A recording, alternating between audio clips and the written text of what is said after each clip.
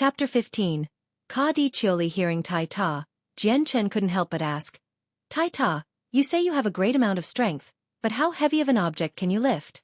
When I was back at home, I could lift a 200-kilogram rock, he said quite arrogantly with a face full of pride. Jian Chen's face went blank as he heard that answer. This was a monster of a student. A 200-kilogram rock was impossible to lift for the average adult. But for a young boy like Tai Ta to be able to lift such a titanic rock, Jian Chen could only feel awe from this fact. Tai Ta, how old are you? Jian Chen had started to look at Tai Ta in a different light now. 16 years old. Tai Ta said as he munched on his food. His chewing caused his words to be almost inaudible. Jian Chen's impression of him grew even more as he said, Tai Ta, did you have this strength since you were a kid? That's right, my strength was always stronger than most, but then so was my appetite. Because I couldn't always eat until I was full in my home, I usually went up to the mountains and hunted for my own food. Tai Ta said flatly. Taking in a deep breath, Jian Chen mentally confirmed that Tai Ta's strength was definitely a God-given power. Otherwise, a young boy like him would never have been able to lift such a heavy rock. But what surprised Jian Chen even more was that Tai Ta would frequently hunt by himself in the mountains. For someone who was barely 16 to be able to hunt with ease in the mountains, this made Jian Chen's respect for him grow by an extreme amount. After all, not only did wild beasts appear in the mountains, magical beasts would occasionally appear as well, and the latter's strengths were incomparable to those of regular wild beasts. Tai Ta rubbed at his stomach and stood up from his stool with a laugh. Chongyang Xiangtian, I've eaten my fill, so I'll be returning to my dorm to sleep. Tomorrow is another day of the competition after all. Jian Chen nodded his head. I hope that you will make it into the top 3 in tomorrow's contest. Tai Ta fiercely nodded and a resolute look could be seen in his eyes. I will definitely work hard and strive for the top 3. A single Class 1 monster core can be sold for at least 10 amethyst coins. Not long after Tai Ta had left, Jian Chen quickly ate his own food and returned to his room. Right as he closed the door behind him, a knock could be heard on it. Fourth brother, are you here? Asked Chongyang Hu in a strong voice. Hearing the voice, Jian Chen was surprised. It had been 2 full days since he had last seen any trace of his brother. Quickly opening the door, he invited Chongyang Hu inside his room. Fourth brother, I'm sorry but I haven't been keeping track with your progress in the competition, he hurriedly said before Jian Chen could open his mouth to ask a question. Jian Chen nodded his head and said, I've already advanced onto the top 8. Tomorrow will be the final day of the matches. As he listened to Jian Chen, Chongyang Hu suddenly grew happy for his younger brother's success. Excitedly he said, Fourth brother, you are truly amazing. It's no wonder you came here before second sister and third brother. Fishing a thumb-sized crystal out of his pockets, Chongyang Hu placed it within Jian Chen's hands. Fourth brother, this is a Class 1 monster core. 2 days ago, a few friends and I went to the forest behind the academy and killed a Class 1 magical beast together. This is the monster core I fought to get for you, so take it. It's already getting late, so your big brother won't disturb your rest anymore. Tomorrow is the final day of the competition, so you must work hard and earn the number 1 title. Chongyang Hu then exited from the room, after slowly closing the door shut. The moment before Chongyang Hu could close the door, Jian Chen caught a glimpse of a 3-inch long claw mark that ran down Chongyang Hu's arm. Silently looking at the Class 1 monster core in his hands, Jian Chen felt a wave of warmth that lingered. For a while, Jian Chen's heart was actually unable to calm down. Although it was only a Class 1 monster core, Jian Chen could feel Chongyang Hu's concern radiating from it. Thinking back to the wound on Chongyang Hu's arm, Jian Chen knew that the wound came from hunting a magical beast. Whenever Jian Chen thought about the gift, he couldn't help but feel warm inside, another emotion that he had never experienced in his previous life. After standing in the center of his room with a stunned expression for a while, Jian Chen finally took a deep breath, gradually forcing himself into a state of calm. Then, he got onto his bed to start cultivating once more. Although he had the monster core now, he did not want to use it just yet, so he stored it away in his space belt. With the competition in mind, Jian Chen fully believed that he could take the number 1 spot. After all, in his previous world, he was a unique expert that stood at the peak of the world. And although he had lost a great amount of his power after reincarnating, he still had the knowledge of every type of swordplay, as well as understanding the deep profound sword laws, so much that they were ingrained into his soul. He had not lost his understanding of the ways of the sword, And so this is how Jian Chen would advance through the continent in the future. The next morning, Jian Chen finished his breakfast quickly before arriving at the competition. Perhaps it was because today was the final day of the competition, but a lot more people came today than the 2 previous days combined. Many of these newcomers were older students. The fighting grounds had been fully fixed last night, and the original 5 arenas had been changed to 4. However, the 4 arenas were now larger than before. The arenas from yesterday were on a completely different level that couldn't be compared with the new sizes. At this moment, Jian Chen felt something behind him. Turning around, he saw his older brother Chongyang who forging his way forward of the crowd, trying to reach him.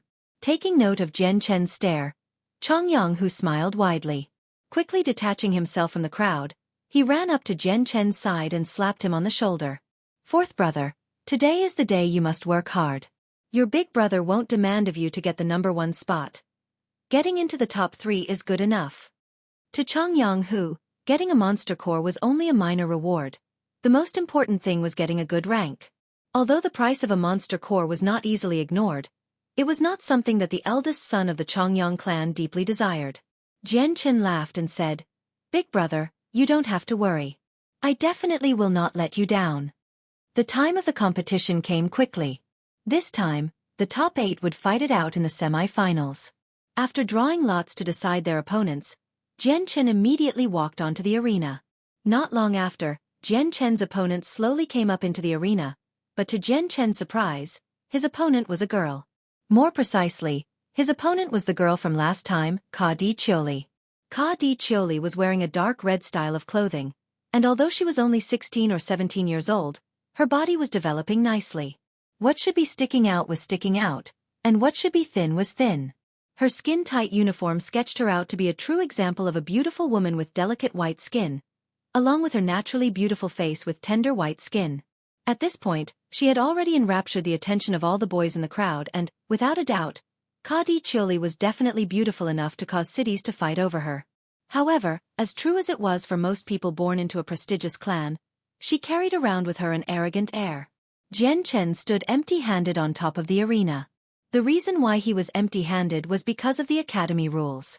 They believed that the best way to judge a person's strength was by empty-handed combat, and so bladed weapons were not allowed.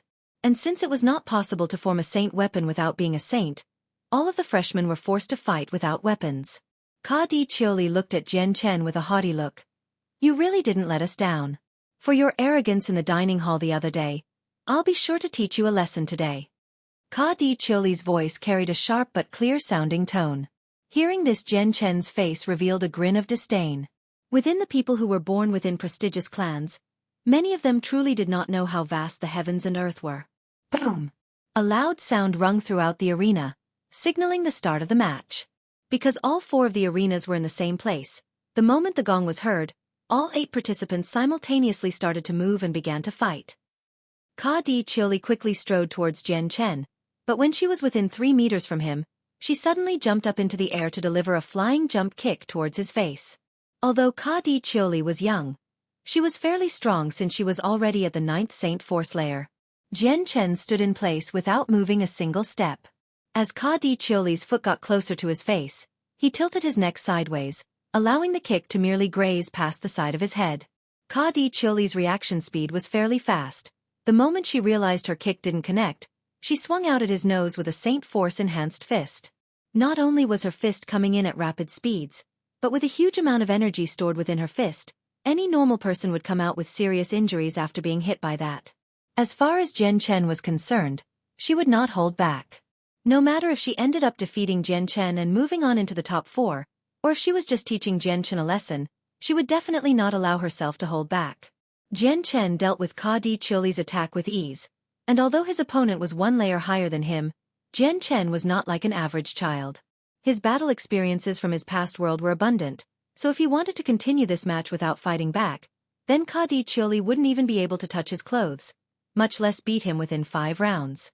After Xueqi had tried to attack him a few dozen times without even being able to even touch Jian Chen's clothes, she grew extremely annoyed and stopped her barrage of blows. Panting slightly, she stuck both her hands by her waists and glared at Jian Chen. "Hey, are you going to actually fight or not? If you're not going to fight, Then get off the arena instead of jumping around all over the place. Jian Chen laughed as he looked at the fuming Kadi Xueqi and said, the person that'll be leaving the arena will be you, not me. How do you plan to beat me if you can't even touch my clothes? Why you?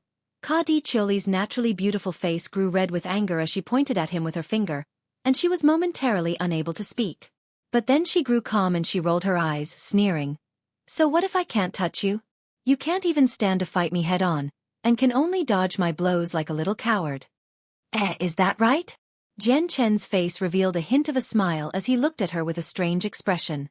Kadi Xueqi looked on haughtily, speaking with complete conviction, of course. If you aren't a coward, then you'd better try actually fighting me. Jian Chen glanced over at the other 3 rings and saw that the other matches were beginning to wrap up. Turning his head back to look at Kadi Xueqi again, he laughed. If you really want to fight me head-on, then fine, I'll grant you your wish. Chapter 16. Advancing into the finals. Hearing Jian Chen words, Kadi Xueqi's eyes brightened. You said so yourself, so don't you dare try to say otherwise later. Kadi Xueqi clearly had no desire to let Jian Chen prepare himself, so before she could even finish her sentence, she had already started to dash towards him. Just like the first blow, she leapt up into the air and lashed her leg out to kick him in the face, but this time the speed of her kick was much faster than her original one. Jian Chen gave an odd smile as the kick came closer. Just like he said earlier, Jian Chen didn't bother to dodge, but instead, as the kick was right in front of his face, both of his hands lashed out and grabbed onto Kadi Xueqi's calf. Exerting a decent amount of strength while twisting around, he whirled her around in one smooth motion. As he threw her, Kadi Xueqi cried out in panic as she was spun around by Jian Chen. Many of the surrounding students watching the event became dumbstruck. Not only did it seem like Jian Chen did not care for the fairer and threw such a beautiful lady into the air in such a crude way, he had also defeated the last 6 opponents in the same manner. Under the arena, Kadi Yun felt the veins in his forehead throb as he watched his younger sister get mistreated in such a way. A murderous intent was focused on Jian Chen as he watched him. If it weren't for the vice headmaster by N presiding over the match nearby, then Kadi Yun would have charged onto the arena long ago to teach Jian Chen a lesson. Jian Chen's 2 arms were almost like strong pincers, clamping down onto her legs, as he spun her around twice before finally letting go. At that moment, one could only see Kadi Xueqi's beautiful body streak across the sky in an arc, before finally flying out of the arena and crashing into a group of people in the audience. He had learned this trick from Tai Ta. After watching Tai Ta in some of his matches, he saw that he had done a similar method to easily toss his opponents out of the arena. However, Jian Chen had to admit, this method was a very easy trick to pull off for a quick but easy victory, and could be done to certain people with ease. With only a tiny bit of disdain for the people in the audience who helped Kadi Xueqi back to her feet, Jian Chen smirked as the referee proclaimed him the winner, before walking off the stage slowly. Blankly looking at Jian Chen walk off the arena, Kadi Xueqi's face fell. Since she was born, she had been pampered by thousands of people as she grew. For her to suffer humiliation from being tossed into the air after being spun around like a top, she had felt that she lost face as well as being wronged, despite not getting injured. As she thought about this, Kadi Xueqi's eyes started to tear up, and she eventually began to leak out streams of tears as she cried silently to herself.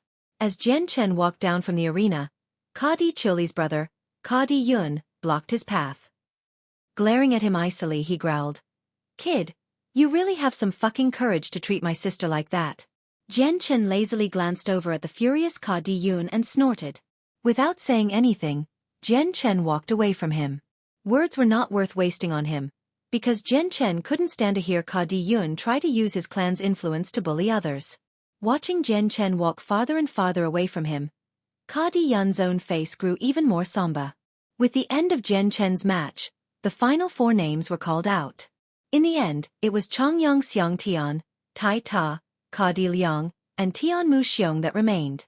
As far as Tai Ta was concerned, Jian Chen was not at all surprised that he had made it. However, Jian Chen did not think that Kadi Liang would unexpectedly make it into the top 4. There was also the 4th participant, Tian Mu Xiong. His age wasn't all that different from Kadi Xueqi. He had a medium-sized body and a pale complexion. Although he was young, there was no doubt that he was handsome, with a perfect balance of his facial structures. Sitting on top of the platform was the vice headmaster, Bai En, who slowly looked over the 4 remaining students. With a small nod and a laugh, he announced, It would appear that this year's freshmen are much stronger than the freshmen before them.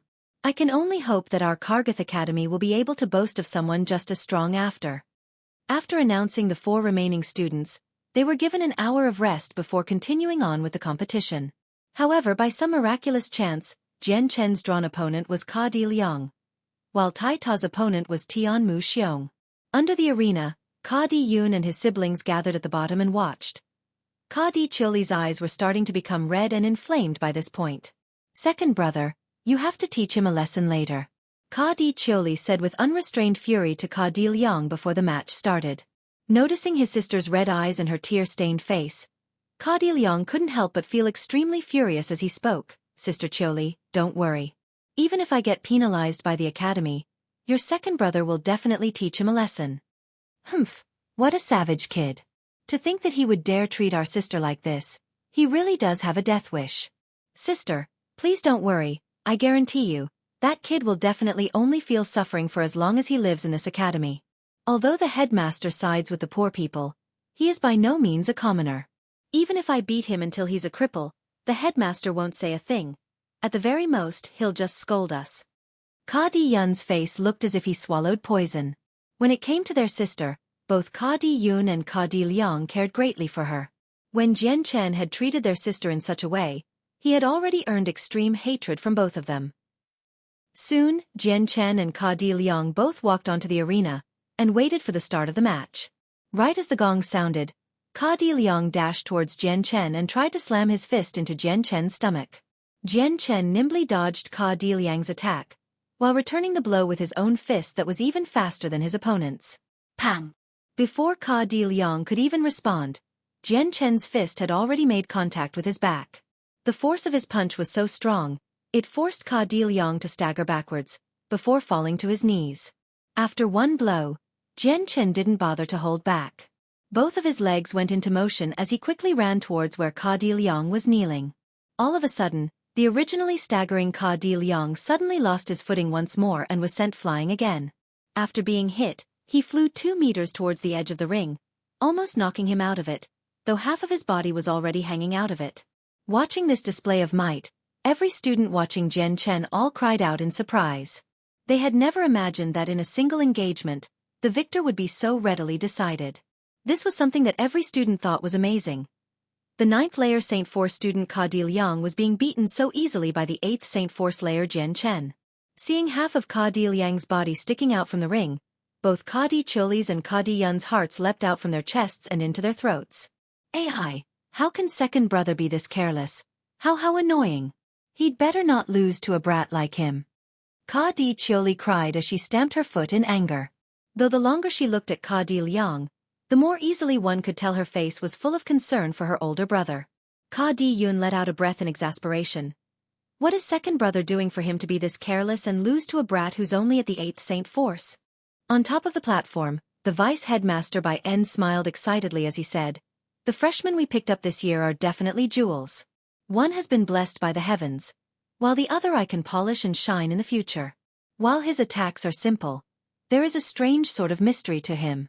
Every single time there is a crucial point in the match, he unleashes highly accurate moves with almost instantaneous reactions. These 2 students truly do require closer nurturing. I believe that in the future, these 2 will be great experts within the Tianyuan continent. I'd better discuss this with the headmaster later."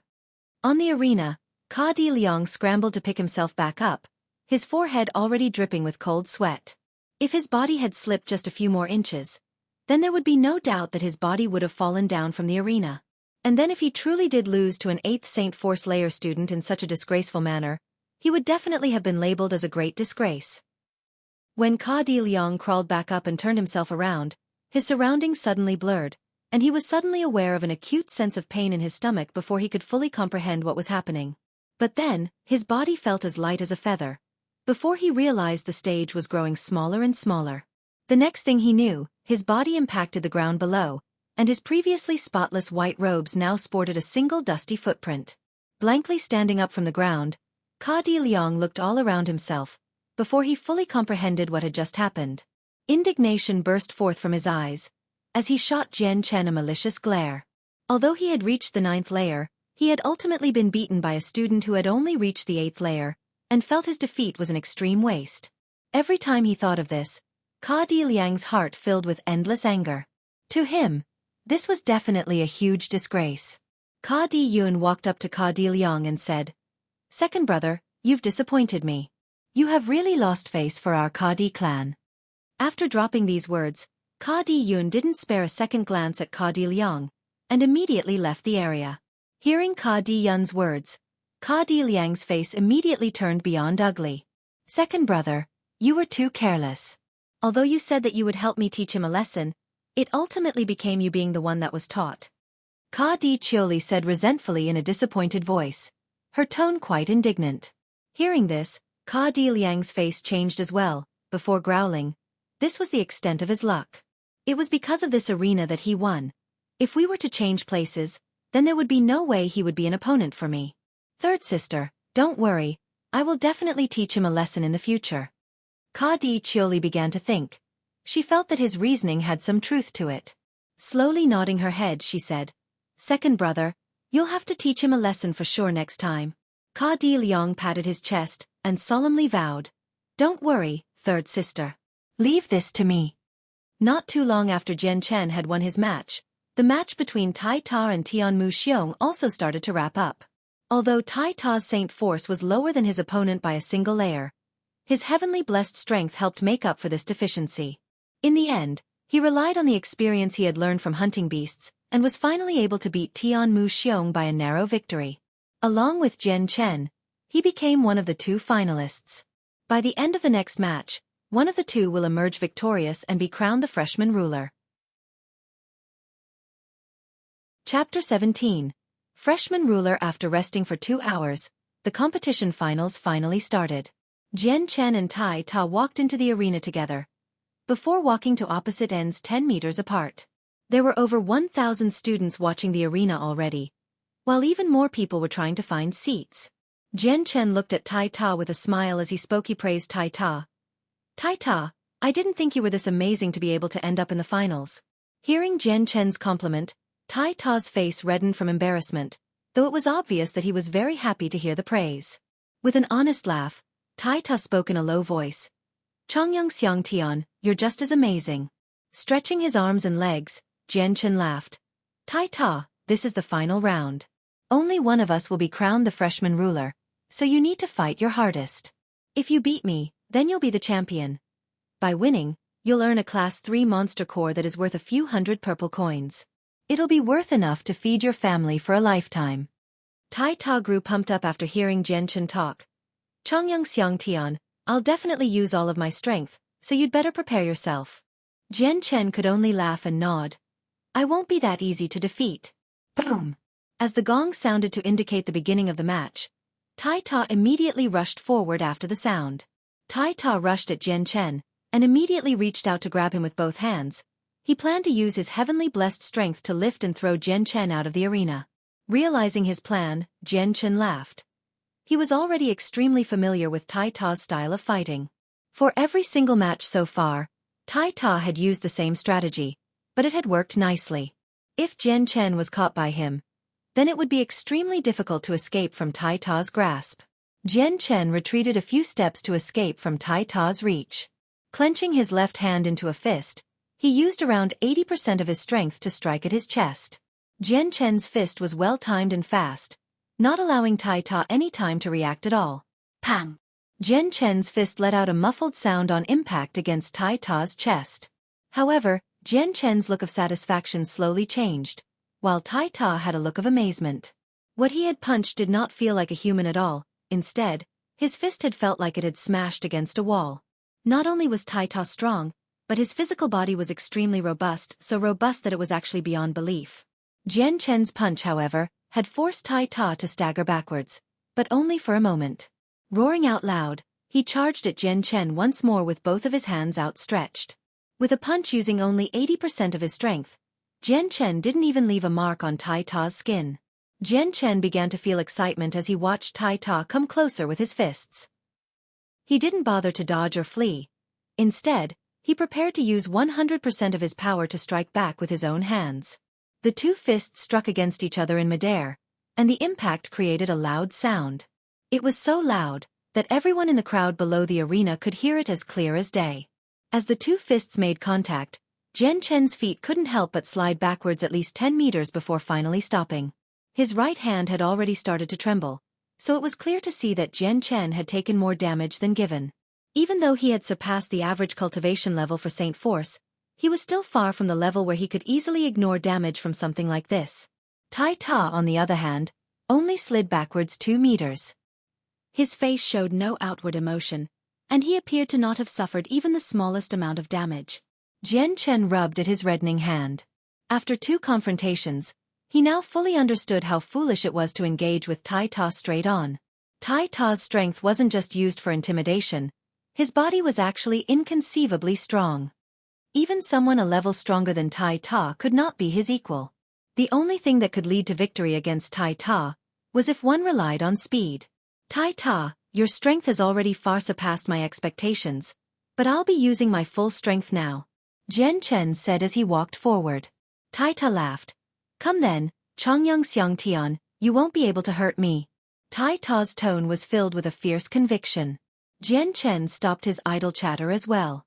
When the distance between him and Tai Ta had been reduced to only 5 to 6 meters, his footsteps suddenly changed. His legs became a mysterious blur that suddenly reappeared behind Tai Ta. Before Tai Ta could even react, 2 fierce fists landed consecutive blows on his back. Dong! Dong! Dong! A constant series of muffled blows came ringing out from the arena, almost as if it was just a single continuous line of sounds.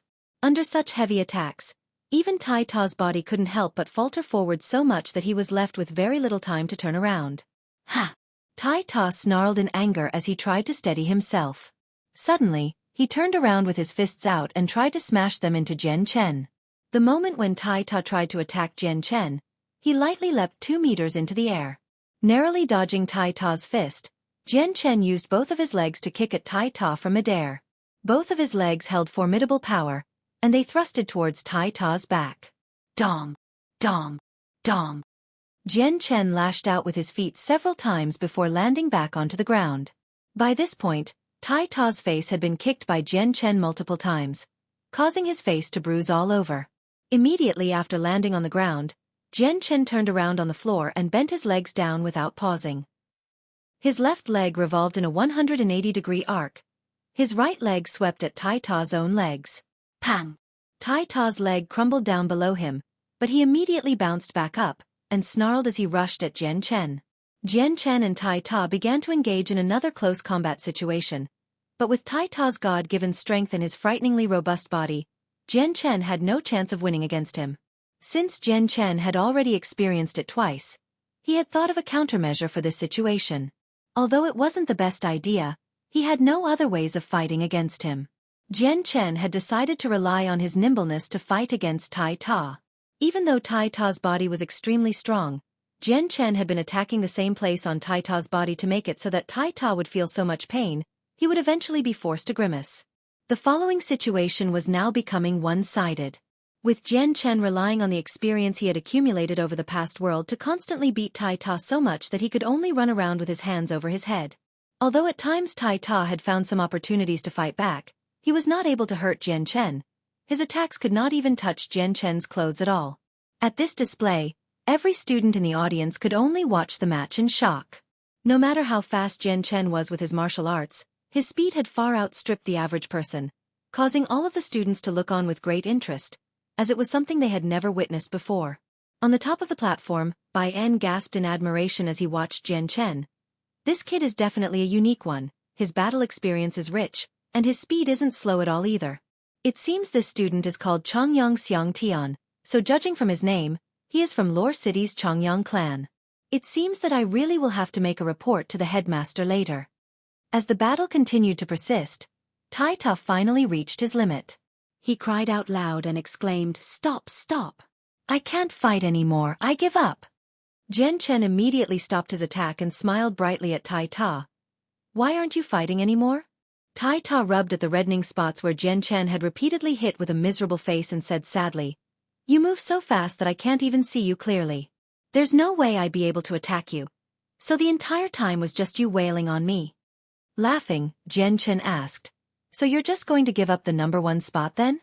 Although Jian Chen hadn't held back as he fought against Tai Ta, his skin was so thick and his body was so strong that there was barely any serious damage done to him at all. Tai Ta nodded his head and spoke in a muffled voice, "I won't be able to beat you, so the number one spot isn't mine to have. Second place is already decent enough. A Class 2 monster core can be sold for a decent price too." Afterwards, the two students walked off the stage while the third-place winner was announced. Ka Di Liang and Tianmu Xiong, who had fought it out against each other in a battle to determine the winner. In the end, it was Tianmu Xiong who had won and claimed the title of third place. After the quota for the top 3 players was met, Jian Chen was called up onto the platform. As the vice headmaster by N walked towards him, he glanced at Jian Chen with no small amount of admiration. Immediately looking away, he turned his head to look at the 1,000 students in the audience and announced, "Dear students, this year's freshman competition has finally come to a conclusion. I declare the freshman ruler of this year to be the student Chongyang Xiang Tian, who is an 8th Saint Force Layer practitioner." The vice headmaster Bian spoke in a firm voice, causing everyone to applaud and cheer. But as some of the 9th Saint Force Layer students heard the new freshman ruler was at the 8th Saint Force Layer, many of them couldn't accept that. However, they could only grumble out their displeasure. But Jian Chen's strength was something they could accept. Some of them had even been dazzled by the way he fought, and his speed was something that not many people could dismiss. This year's freshmen are really too useless. In front of so many people that had reached the 9th Saint Force level, the final freshman ruler ended up being a youth at the 8th Saint Force Layer. This is really too embarrassing. That's true, today's freshmen were really too weak. Not only was the title of freshman ruler taken by a person at the 8th Saint Force Layer, I heard that the suntanned youth in second place was also someone who was only at the 8th Saint Force Layer. I really don't know what these freshmen had practiced to the 9th Saint Force Layer for. The two people that spoke were seniors wearing the academy uniform. Their tone were filled with a mocking voice towards those who had lost against the two. Hearing the two students complain, another one of the seniors replied to them, "You guys shouldn't even say anything. It's not that those freshmen who reached the 9th Saint Force Layer were weak, but it's because those 8th Saint Force Layer students were stronger than them by a large margin. That suntanned kid had strength that could scare anyone. Don't tell me you guys didn't see how those 9th Saint Force Layer students were easily thrown out of the arena. If it were us that were fighting instead, I'm sure that we wouldn't have been better off than the freshmen." As for that first-place freshman, his strength was even more terrifying. Did you guys also miss how fast he was moving around and attacking? Even if it were us in that same situation, we would have a hard time trying to dodge his attacks. Other than those two students, many other seniors of the academy were also discussing the matches amongst themselves. They had already been at the academy for so many years, but this year's competition had left them speechless. This year's freshman batch had many students who reached the 9th Saint Force Layer, but no one had expected that the top 2 students would be 8th Saint Force Layer students. Soon after, Jian Chen obtained the Class 3 Monster Core as a reward. It was a deep red in color, and was bigger than the Monster Core than the one his brother had given him earlier. Holding his hand up, Jian Chen could clearly feel the huge amount of power radiating from the core.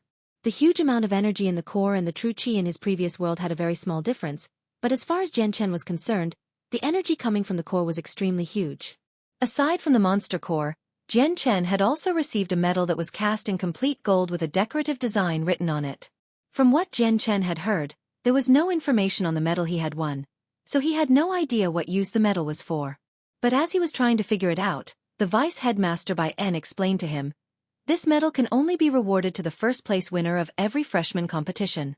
As long as you have this, then you will be given a Class 1 Monster Core every month. Other than that, the medal allows the wearer to access the first 5 layers of the library." Chapter 18.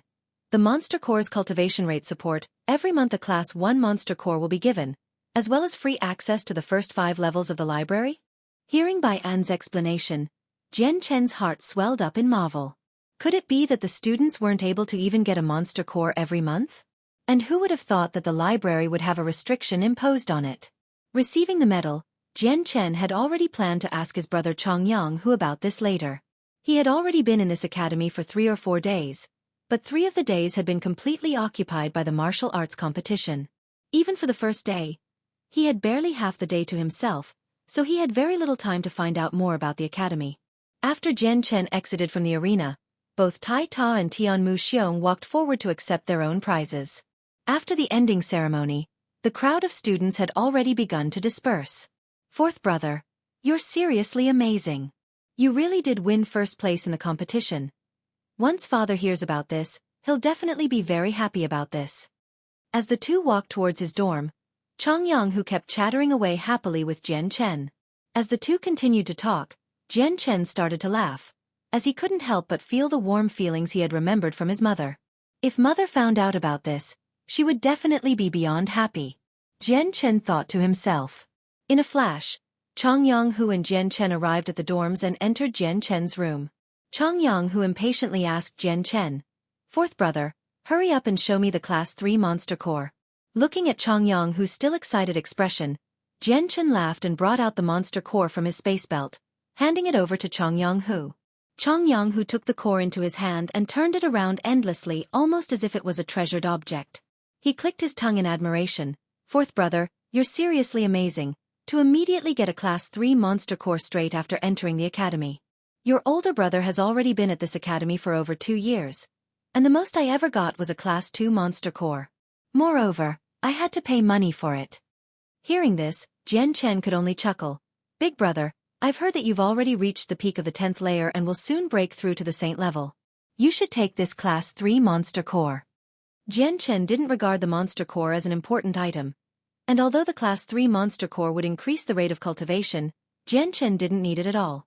Chongyang Hu was stunned at Jian Chen's words, but he quickly regained his wits and placed the Class 3 Monster Core back within Jian Chen's hands and said, "That won't do." This Class 3 Monster Core was something that fourth brother got after going through a painstaking amount of trouble. How could your big brother take something like this? Looking at the newly returned Class 3 Monster Core, Jian Chen smiled. He truly admired his big brother's actions just then. At the very least, he wouldn't have to worry that Chongyang Hu would be like third brother Chongyang Ku, and become an obstacle towards him.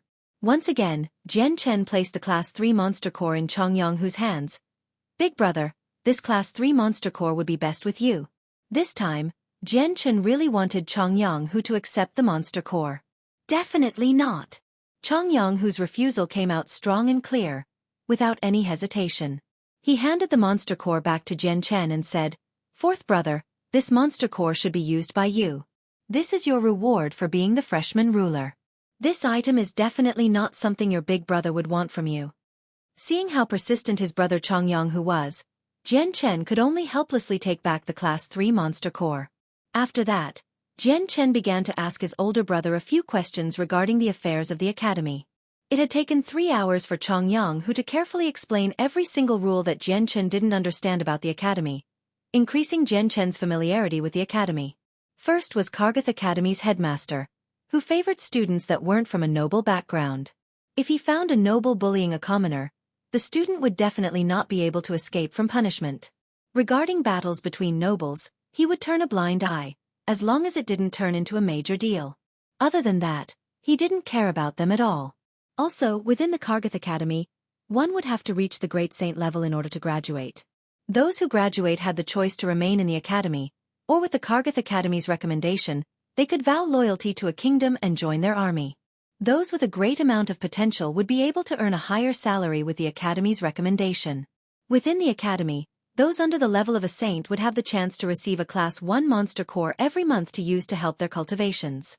The students who were at the saint level and condensed a saint weapon would be able to earn a Class 2 Monster Core every month. Aside from this, these students would also be able to go to the forest 20 miles away from the Kargath Academy to hunt magical beasts for their cores. Although the forest wasn't big, it still took up around 10 kilometers of area. The magical beasts inside the forest were all set free by the academy, but most of them were generally low-leveled magical beasts. Their attack strengths were amongst the lowest of the beasts, and receiving a serious injury was unlikely. Kargath Academy bred these low-leveled magical beasts for the students to practice their martial arts in a real combat situation, as well as to allow the magical beasts to adapt to the wild. The strongest magical beast in the forest was no stronger than a Class 2 beast, while many of the animals were just regular wild beasts who couldn't even measure up to a Class 1 magical beast. However, if a Class 2 magical beast were to appear, then the academy would send out a few experts to take care of the monster in order to prevent the students from getting hurt. The forest was separated into 3 regions. The first region was full of wild beasts who didn't even reach the level of a Class 1 magical beast. The second region was a place where Class 1 magical beasts dwelled. The final region was full of Class 2 magical beasts. All three areas had been successfully sealed and blockaded against the other areas by the previous generations of the headmaster, so no one would have to worry about the monsters escaping from the forest. The academy also had a library, which was separated into 7 levels. Inside the library was a great amount of books, with an abundant amount of information. Aside from books about the continent's history, there were also many secret training manuals for practitioners. Students who had not yet reached Saint level would only be able to access the first 2 levels of the library. The moment a student reaches the level of a saint and condenses his/her saint force into a saint weapon, then he/she would be able to enter the 3rd and 4th levels. For any level above the 4th, the only people who could enter were teachers, or students at Great Saint level. By the time Chongyang, who had finished telling Jian Chen about the information regarding the school, it was already quite late during the night. Chongyang, who thus hurried out of Jian Chen's dorm, and ran towards his own dormitory.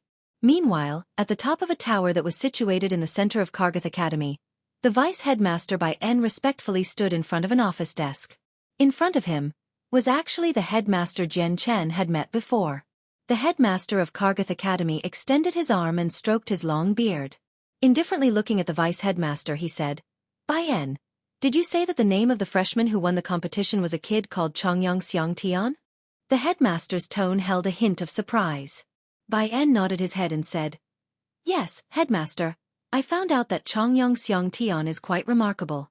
He is only at the 8th layer of Saint Force, but can already defeat freshmen that are at the 9th layer. His attacks are not only aggressive, but also quite agile and nimble. It also seems that he has plenty of combat experience, which does not match up with the strength he should have. Even Tai Ta, who has a body with heavenly force, lost to Jian Chen in a simple manner, unable to even counterattack." Hearing this, the headmaster furrowed his brows and asked, "Bai En, is what you're saying really true? Is Chongyang Xiangtian really that amazing?" "Headmaster, everything I said is the truth," said Bai En in a firm voice. The headmaster slowly rose from his chair and muttered, "It looks like this kid Chongyang Xiangtian is a bigger genius than Chong Bai said. He didn't use any sort of monster core or heavenly treasure, and was still able to reach the 8th layer of the Saint Force by the age of 15. How astonishing of a feat to think that he also has an abundant amount of battle experience. Something like this is unfathomable." Even the headmaster's voice carried a hint of astonishment. Hearing the headmaster mumble to himself, Bai En also had an astonished look on his face. The fact that he had not used any heavenly treasure or monster core to reach the 8th layer by the age of 15 was a type of talent within the Jessen Kingdom that could only be regarded as something a gifted genius could have. "Headmaster, it looks like this Chongyang Xiangtian has a limitless future." Bai En sighed. The headmaster nodded his head and said, "As long as he can continue to grow this way, then the skill he displayed today will definitely develop into something greater.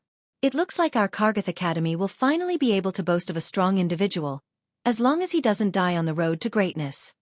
As long as he really grows into a strong individual of the Tian Yuan continent, then not only our Kargath Academy become well known, but our Jessen Kingdom's reputation within the continent would also increase. Right now, the surrounding kingdoms around us are getting more and more restless. After these 10 or so years, if our Jessen Kingdom doesn't have any strong individuals, then I'm afraid that sooner or later, one of the kingdoms around us will attack." After hearing this, Bai En's face gradually grew solemn. The Jessen Kingdom was neither a big kingdom nor a small kingdom, but it had fertile lands that many of the surrounding kingdoms were envious of. If it were not for the 6 experts of Jessen Kingdom, then the surrounding kingdoms would have long since attacked them. Bai En pondered for a bit, before carefully asking, "Headmaster, should we consider giving away Class 1 and 2 monster cores to Chongyang Xiangtian for free then? That way we could improve our relationship with him." The headmaster considered the vice-headmaster's proposal for a bit, before shaking his head. "That won't be possible. Although using a monster core can be used to increase one's cultivation rate, there are side effects of abusing it. Chongyang Xiangtian is currently very young. We cannot allow him to become addicted to using monster cores. Otherwise, when he reaches the later levels, his foundation will be very shaky, which will obstruct his future progress. At his current age, he should quietly focus on self-discipline. It would help lay down the foundations and increase his chance of success in making a breakthrough." "Yes, headmaster. Bai En understands what to do now." Bian didn't dare to act against the headmaster. Besides, what the headmaster had said made plenty of sense. "Headmaster, how do you plan to handle Tai Ta?" Bian asked. "Tomorrow morning, bring Tai Ta to me. If he is willing, I will take him in as a personal disciple." The headmaster replied after thinking about it for a while. "Yes, headmaster." After Chongyang, who left his room, Jian Chen sat on his bed and contemplated the new information for a while. Afterwards, he crossed his legs, and with the Class 3 monster core in his hand, he began to absorb the energy from the Class 3 monster core into his body. Inside the monster core was the soul of a magical beast. The energy within was not only pure, but also fairly strong. According to what Chongyang had said, the moment Jian Chen started to absorb the monster core, then he would start to feel a long stream of pure and strong energy flowing out of the core. It would flow up through his arm, and slowly be absorbed within his body.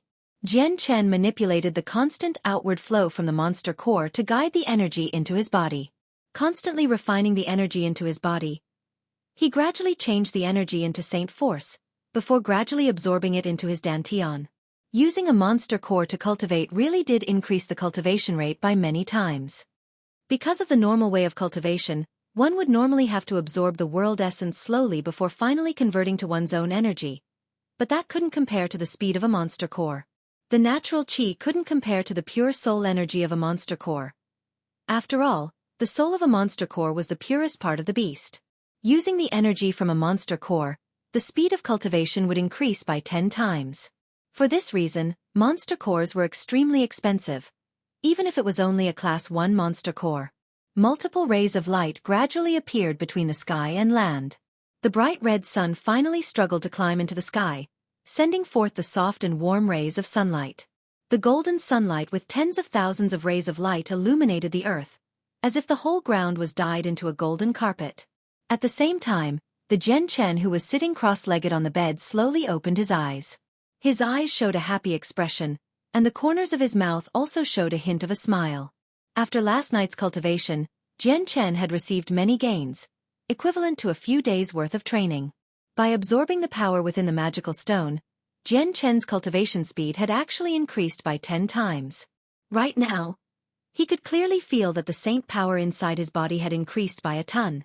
Based on his calculations, he wasn't far from reaching the 9th Saint Force layer.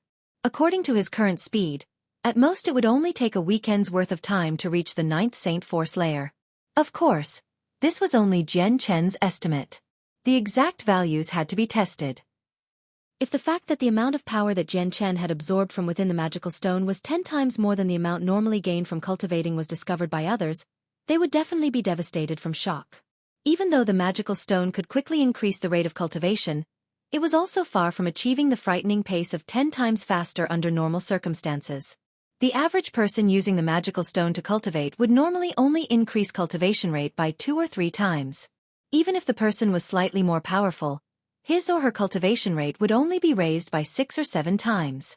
Considering the fact that Jian Chen's power wasn't even saint level, the fact that he could increase his cultivation rate by 10 times was definitely an extremely frightening pace. Seeing the magic stone in his hands, although the stone's color didn't change at all, Jian Chen clearly felt that the magic stone had shrunk by a circle after being gripped in his hand for the whole time. After leaving the dorm, Jian Chen directly arrived at the dining hall. This morning, the dining hall's breakfast was a bit more plentiful. Besides from a glass of magical beast milk, there was also some magical beast meat.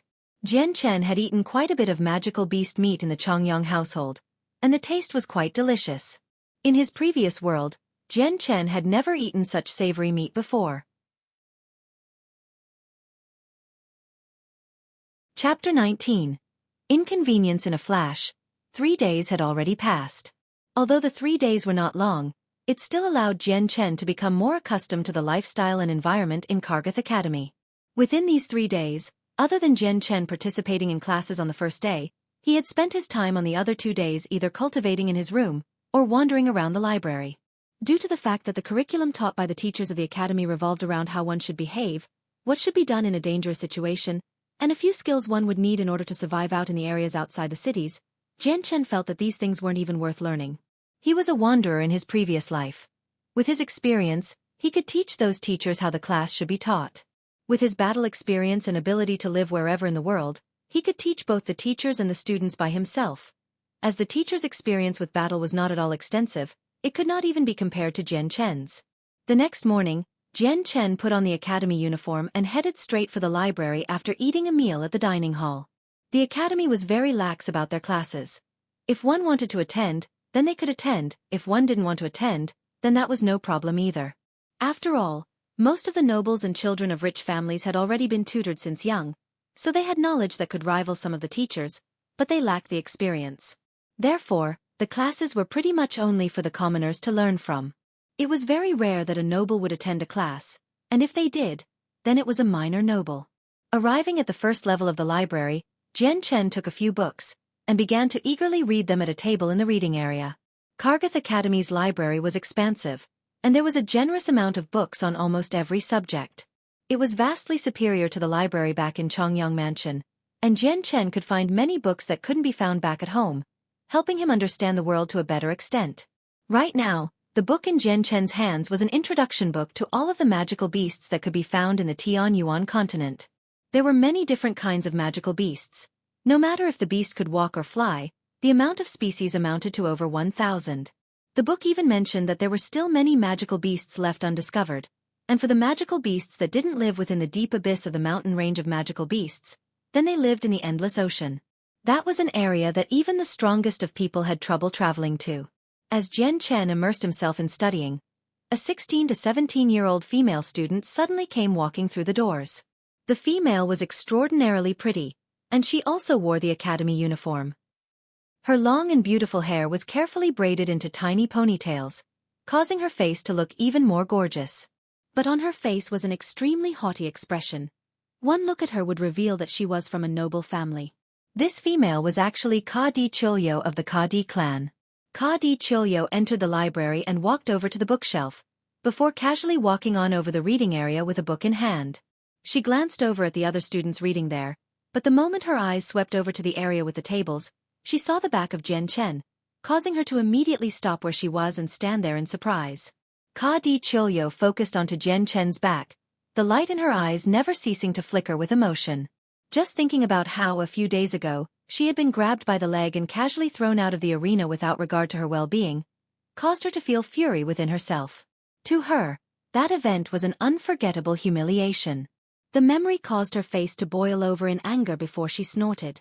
No longer in the mood to read a book, she tossed it aside and stamped out of the library while gnashing at her teeth. Chongyang Xiangtian, humph, I'll definitely show you one day. But Jian Chen did not notice Ka Di Chulyo at all, since he was completely focused on the book he was reading.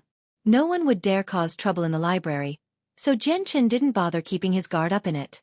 After Ka Di Chulyo left the library, she immediately found her second brother, Ka Di Liang, who was practicing his martial arts alone in the forest. Seeing Ka Di Chulyo walk over, Ka Di Liang stopped his movements and laughed. "Third sister, didn't you say you were going to the library?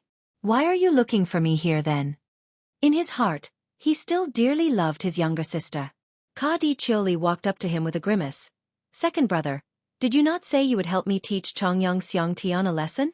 Immediately after hearing Chongyang Xiangtian, the smile on Ka Di Liang's face disappeared, and a gloomy expression replaced it.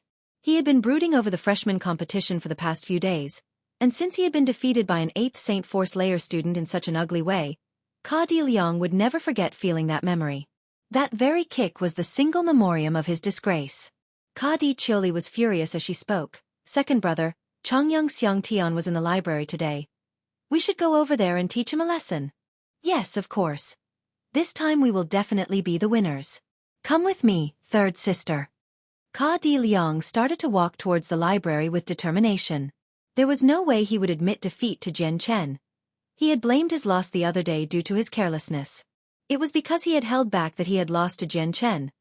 This time the high and mighty Ka Di Liang would not accept defeat. Ka Di Chulyo started to show excitement. This time, second brother must definitely give the brat Chongyang Xiangtian a lesson he'll never forget, she said, as she followed him to the library. Even though the two of them were both at the 9th layer of Saint Force, she knew that she was still no match for her older brother. And if Ka Di Liang were to lose against Chongyang Xiangtian, then there would be no way she would be able to win. At the library, Jian Chen was still deeply engrossed with his book. "Hello, Do you mind if I sit down here? At this moment, a crisp voice came from the side of Jian Chen. Although he was deeply engrossed in his book, Jian Chen's soul was formidably strong, and brought him back to awareness. Reflexively turning his head, Jian Chen saw a 17 to 18-year-old female standing right next to him. She wore an academy uniform, and had long black hair cascading down her shoulders. She had a refined but kind smile, with eyes that looked curiously at Jian Chen. With her cherry-red lips, there were people who were practically fighting each other to get closer to her. Although she was only 17 to 18, her body was so delicately refined that the academy uniform nicely accentuated her. Currently, the girl was hugging a thick book close to her. Jian Chen casually looked at her before turning around to look around the room. He hadn't realized that all of the tables were so full that not a single spot was left to sit down. Looking back to the beautiful female, Jian Chen answered, "Go ahead." Returning his eyes back to his book, he didn't bother to look at her even though she was so pretty. The girl looked at the engrossed Jian Chen with a strange look. Her eyes shined with a peculiar look as she sat down. "Thank you," she said gently. Her voice was gentle-sounding. Anyone who heard her talk would feel comforted. Jian Chen didn't hear her words, however, as he was already too absorbed in reading his book again. In his eyes, he could only see the book. The girl looked at Jian Chen with curiosity again, but she didn't say anything, and sat down with her book she was holding. She looked graceful as she slowly thumbed through her book, even though it was such a simple action. This gracefulness was an inherent talent of a noble, and suited her well. The library was very peaceful. Even though there weren't that many people, none of them made a sound, as they concentrated on their respective books. At that moment, a male and a female student came through the gates of the library. It was the siblings, Ka Di Liang and Ka Di Xueqi. "Second brother, look, he's right over there." Ka Di Xueqi pointed at Jian Chen. Ka Di Liang looked to where Ka Di Xueqi was pointing, and sure enough, he saw the all-too-familiar body figure. He looked on with disdain as he advanced towards him with his head held high and an arrogant face. With his head high and chest out, he walked towards Jian Chen with Ka Di Xueqi closely trailing behind. Pang! The moment Ka Di Liang got to the table Jian Chen was at, he slammed his hand onto the table, causing a large sound to echo out into the previously silent room. The sudden noise attracted the attentions of all the people reading, and their gazes all moved away from their books. One by one they began to observe Jian Chen's table. Aside from a few people furrowing their brows, most people carried amused expressions. Jian Chen knit his brows, and slowly lifted his head. He looked straight at Ka Di Liang, and said heavily with a hint of anger, "What are you doing?" At this moment, even the girl sitting across from Jian Chen had furrowed her brows, and she looked at Ka Di Liang in annoyance, her face also carrying hints of anger. The sudden loud noise by her ear had scared her while she was peacefully absorbed in reading her book. Ka Di Liang looked at Jian Chen with contempt, and haughtily said, "Chongyang Xiang Tian, I, Ka Di Liang, formally want to request a duel. Do you dare to accept?" Ka Di Liang's voice resonated through the entire first floor of the library, as if he were afraid nobody would be able to hear it. "Duel." Jian Chen's face showed a hint of disdain, and he lightly snorted, "I'm not interested, so please leave this area immediately. Don't disturb my reading. I don't have the luxury of wasting time on you." Realizing that Jian Chen was not seeing him as his equal, Ka Di Liang's eyes flashed with anger. Glaring at Jian Chen, he ground his teeth and forcefully squeezed out the words, "Do you dare to or not?" Chapter 20. Challenge. Jian Chen couldn't help but feel fury from Ka Di Liang's arrogance. Holding his own head up to look at him with disdain, Jian Chen said, "You were defeated by me before, what right do you have to demand a challenge from me?" Even now, Jian Chen's own tone carried a hint of arrogance that he had carried over from his previous world. This was a habitual attitude that somehow came out by accident. Hearing Jian Chen's words, Ka Di Liang's handsome face went deathly white. Extreme anger flashed through his eyes, but he didn't dare to break the pacifistic rules of the library. Otherwise he would have long since attacked Jian Chen. Even Ka Di Xueqi, who was standing by her brother's side, was indignant. Glaring at Jian Chen, she started to jeer. "Humph, you won't even accept my brother's challenge to a duel. What kind of man are you?" Hearing Ka Di Xueqi back him up, Ka Di Liang's eyes brightened up and felt re-energized. "That's right. Not accepting a duel, that's what a coward does. Chongyang Xiang Tian, I'll be waiting for you at the fighting arena. If you admit that you're a coward, Then don't come. Third sister, let's go to the arena. After that, Ka Di Liang glared at Jian Chen before turning around to exit the library. Humph, Chongyang Xiang Tian, you better come. You're a coward if you don't show up. Ka Di Chioli cried out as she followed her brother. Chongyang Xiang Tian, isn't that the new freshman ruler from the competition? Seems about right. I heard that Chongyang Xiang Tian is at the 8th Saint Force layer, but he ended up beating several students who were a layer higher. How amazing. After Ka Di Chioli left, the entire library started to buzz with comments. Everyone was starting to comment about the freshman ruler, Chongyang Xiang Tian. Even the girl who was sitting next to Jian Chen had a small look of astonishment as she looked at him. Her eyes were blinking rapidly from this development, and it was clear to see that she had not expected Jian Chen to be the freshman ruler. Jian Chen slowly clasped shut the book in his hand, with a face that was unsightly to see. After the two siblings from the Ka Di clan disturbed him, he was no longer in the mood to read. Plus, Jian Chen had no other choice but to accept the challenge after it was issued. Otherwise the entire academy would look down on him. Although Jian Chen didn't really care about his own reputation, he was one of the symbols of the Chongyang clan. Since his older brother wasn't around, he would have to take up the challenge himself to make sure the Chongyang clan didn't get sullied. At the same time, Jian Chen didn't want Chongyang to be ridiculed for having such a cowardly brother. Slowly standing up from his chair, he grabbed the few books he had with him and returned them to the bookshelf. After the books were neatly shelved, Jian Chen began to walk out of the library. At that moment, the entire library watched Jian Chen's movements. Hey, Chongyang Xiang Tian. As Jian Chen reached the gates of the library, the female who was sitting next to him called out to him. Turning around in surprise, Jian Chen looked at the beautiful girl with an even look. Yes? Hearing the even tone in his voice, the girl couldn't help but pout, but she didn't say anything and instead walked up to Jian Chen and said, Chongyang Xiang Tian, are you really going to accept his challenge at the arena? Of course. Jian Chen nodded. You don't actually have to accept his challenge at all.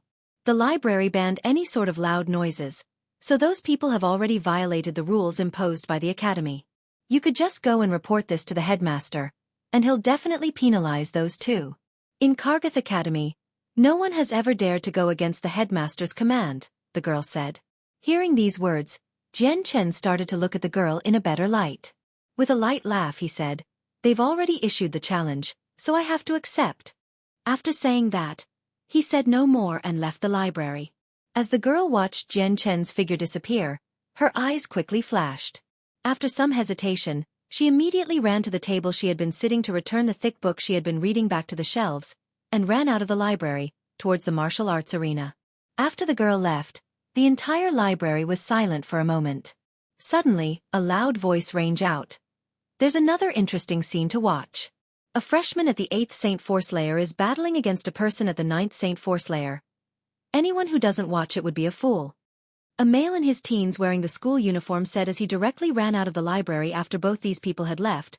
The few other students that had been reading in the library also returned the books in their hands to the shelves, and left the library one after another, running towards the martial arts arena. The school's martial arts arena was constructed in a corner of the sports field. Within it, there were 5 circular platforms, each one being approximately 20 meters in diameter. However, the insides of the martial arts arena was not that large, and could only comfortably fit 100 spectators. Otherwise, the freshman martial arts competition a few days ago wouldn't have been held at the temporarily modified stages on the sports field. When Jian Chen arrived at the martial arts arena, he only saw Ka Di Liang standing on one of the platforms with his arms crossed, with an arrogant expression on his face. Standing below the platform were Ka Di Chioli and a few other students wearing the academy uniforms, who were all absorbed in deep discussions. Seeing Jian Chen arriving from the distance, Ka Di Liang, who was standing on the platform, sneered at him and shouted, "And here I had thought that you were a coward and had not dared to come." Humph! Jian Chen snorted in disdain, and directly jumped onto the platform. He stood on the platform with his arms crossed, and coldly replied, "Come at me. I'll allow you to attack me 10 times. During these 10 attacks, I will not retaliate." Hearing Jian Chen's arrogant words, the spectators below the platform began to cry out in shock, and began to talk amongst themselves in low voices. There were many elder students amid the spectators, and amongst them, quite a few did not have positive opinions about Jian Chen. They believed that during the freshman martial arts competition, The only reason why Jian Chen had defeating Ka Di Liang was because Ka Di Liang had been too careless. Ka Di Liang's eye glinted with anger. Anyone could tell that Jian Chen's words meant that he did not see Ka Di Liang as his equal. "Chongyang Xiang Tian, you're even more savage than I had thought," Ka Di Liang said forcefully. Jian Chen looked indifferently at Ka Di Liang and replied, "If you want to fight, then hurry up. I don't have the time to waste on you." "Humph." Ka Di Liang grunted and sneered. "Why are you so rushed? Let's wait until everyone gathers here. I want everyone to witness the moment I defeat you." Because he had lost last time during the freshman martial arts competition, Ka Di Liang had been brooding over it for a while, especially since Jian Chen had even kicked him in the butt. To him, this was an unforgettable humiliation. In Ka Di Liang's opinion, he always felt that the only reason he had lost to Jian Chen was because he had been too careless. Thus, he wanted to take this chance to regain the face that he had previously lost, and aim to ruthlessly humiliate Jian Chen in return. Gradually, the people surrounding the martial arts arena increased, and the population did not cease to increase either. From the distance, there were still many students heading towards the arena. This match had obviously been announced to the public by Ka Di Liang. After only a short while had passed, the martial arts arena was packed with 200 or so people. Nearly everyone was excited to watch the lively scene. Amongst these people, Ka Di Liang's older brother, Ka Di Yun, also stood there, with a few people around his age standing next to him. "Fourth brother, you can do it. Big brother is watching you." Suddenly, a familiar deep sound mixed amongst the other noises was clearly transmitted to the platform. Hearing this, Jian Chen turned around and saw his older brother Chongyang who standing beneath the platform cheering for him. Jian Chen smiled and wordlessly nodded his head at Chongyang who. At that moment, someone banged on the table and shouted, "Let's make bets, bets. Whoever wants to wager on the fight, come here. I bet on Ka Di Liang, 10 gold coins.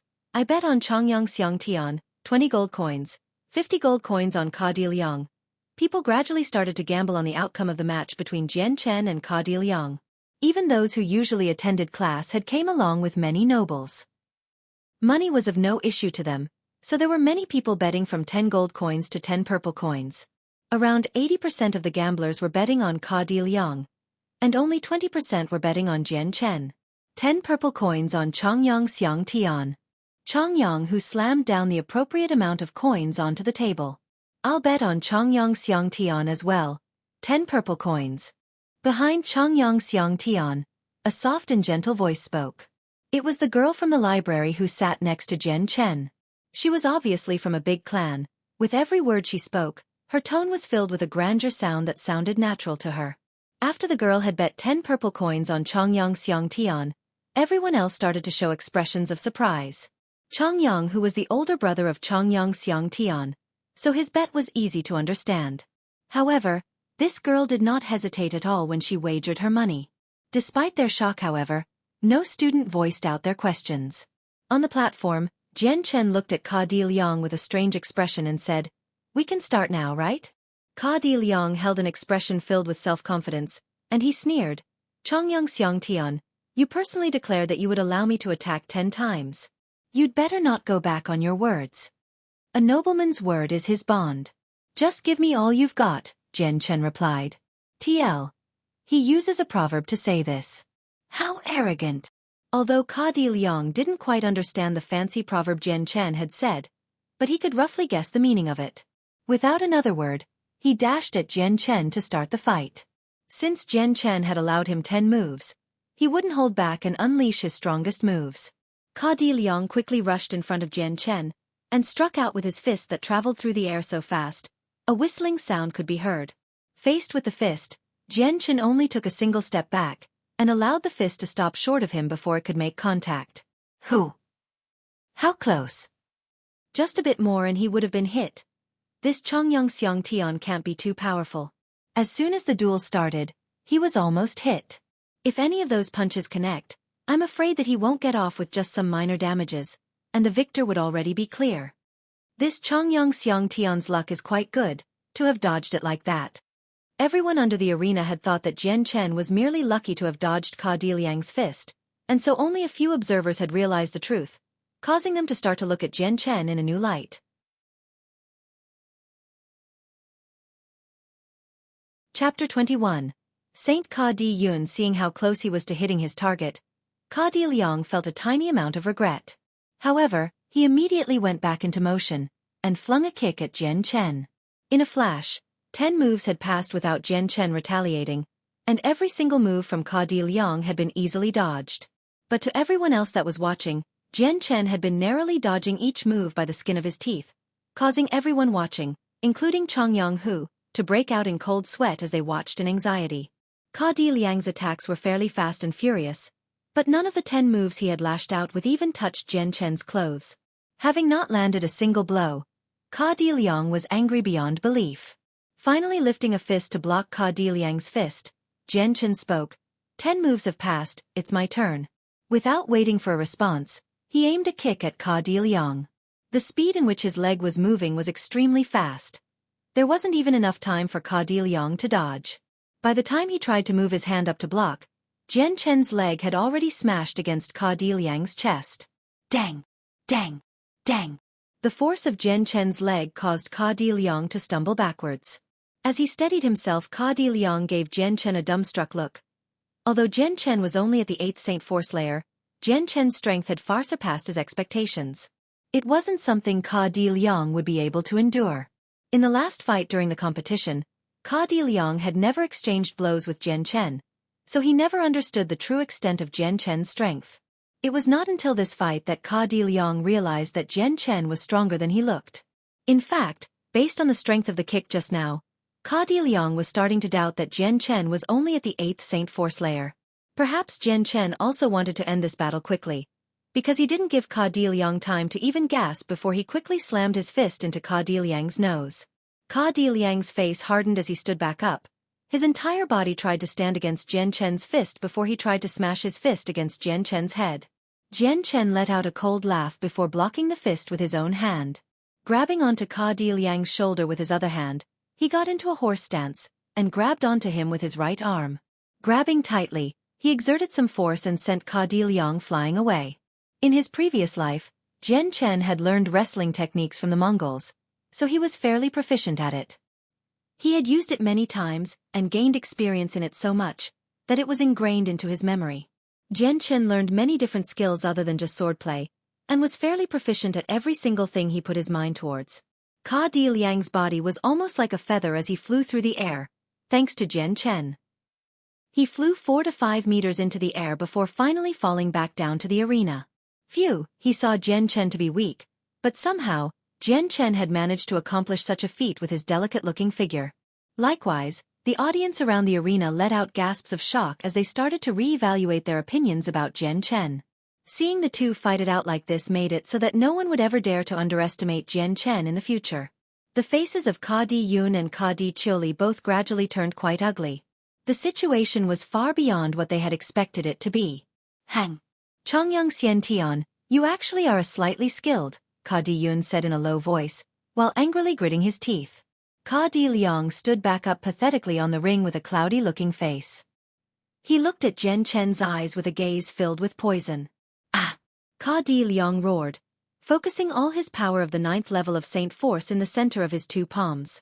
He quickly rushed towards Jian Chen with both his arms pressing towards Jian Chen's chest, and attacked.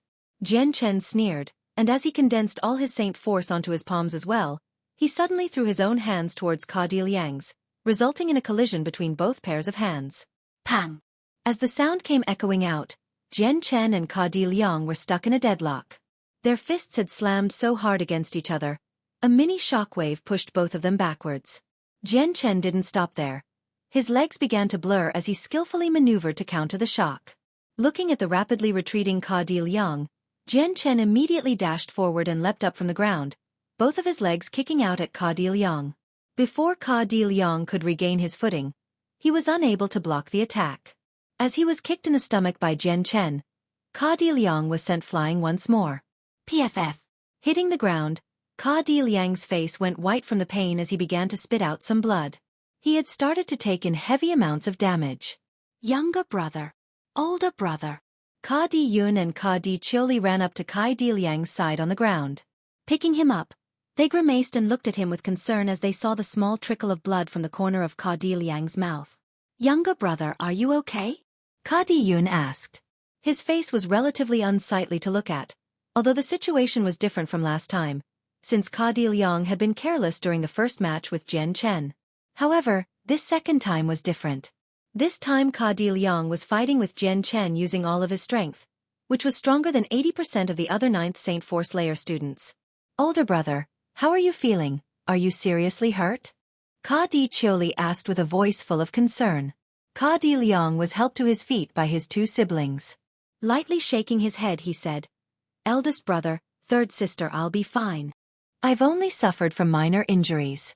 But even as he said that, his 2 siblings could detect a small tinge of weakness in his voice. Looking at Ka Di-lyong's pale face, Ka Di-yun grew angry. Raising his head to look at the elevated Jian Chen, he growled, "Third sister, you take care of second brother. I'll go teach that arrogant brat a lesson." Leaving his siblings, he walked up into the arena to confront him. "Eldest brother, you shouldn't. Eldest brother, you can't." Ka Di-lyong and Ka Di-cheoli tried to block his path, but unfortunately, they didn't reach him in time. The 2 siblings let out a sigh.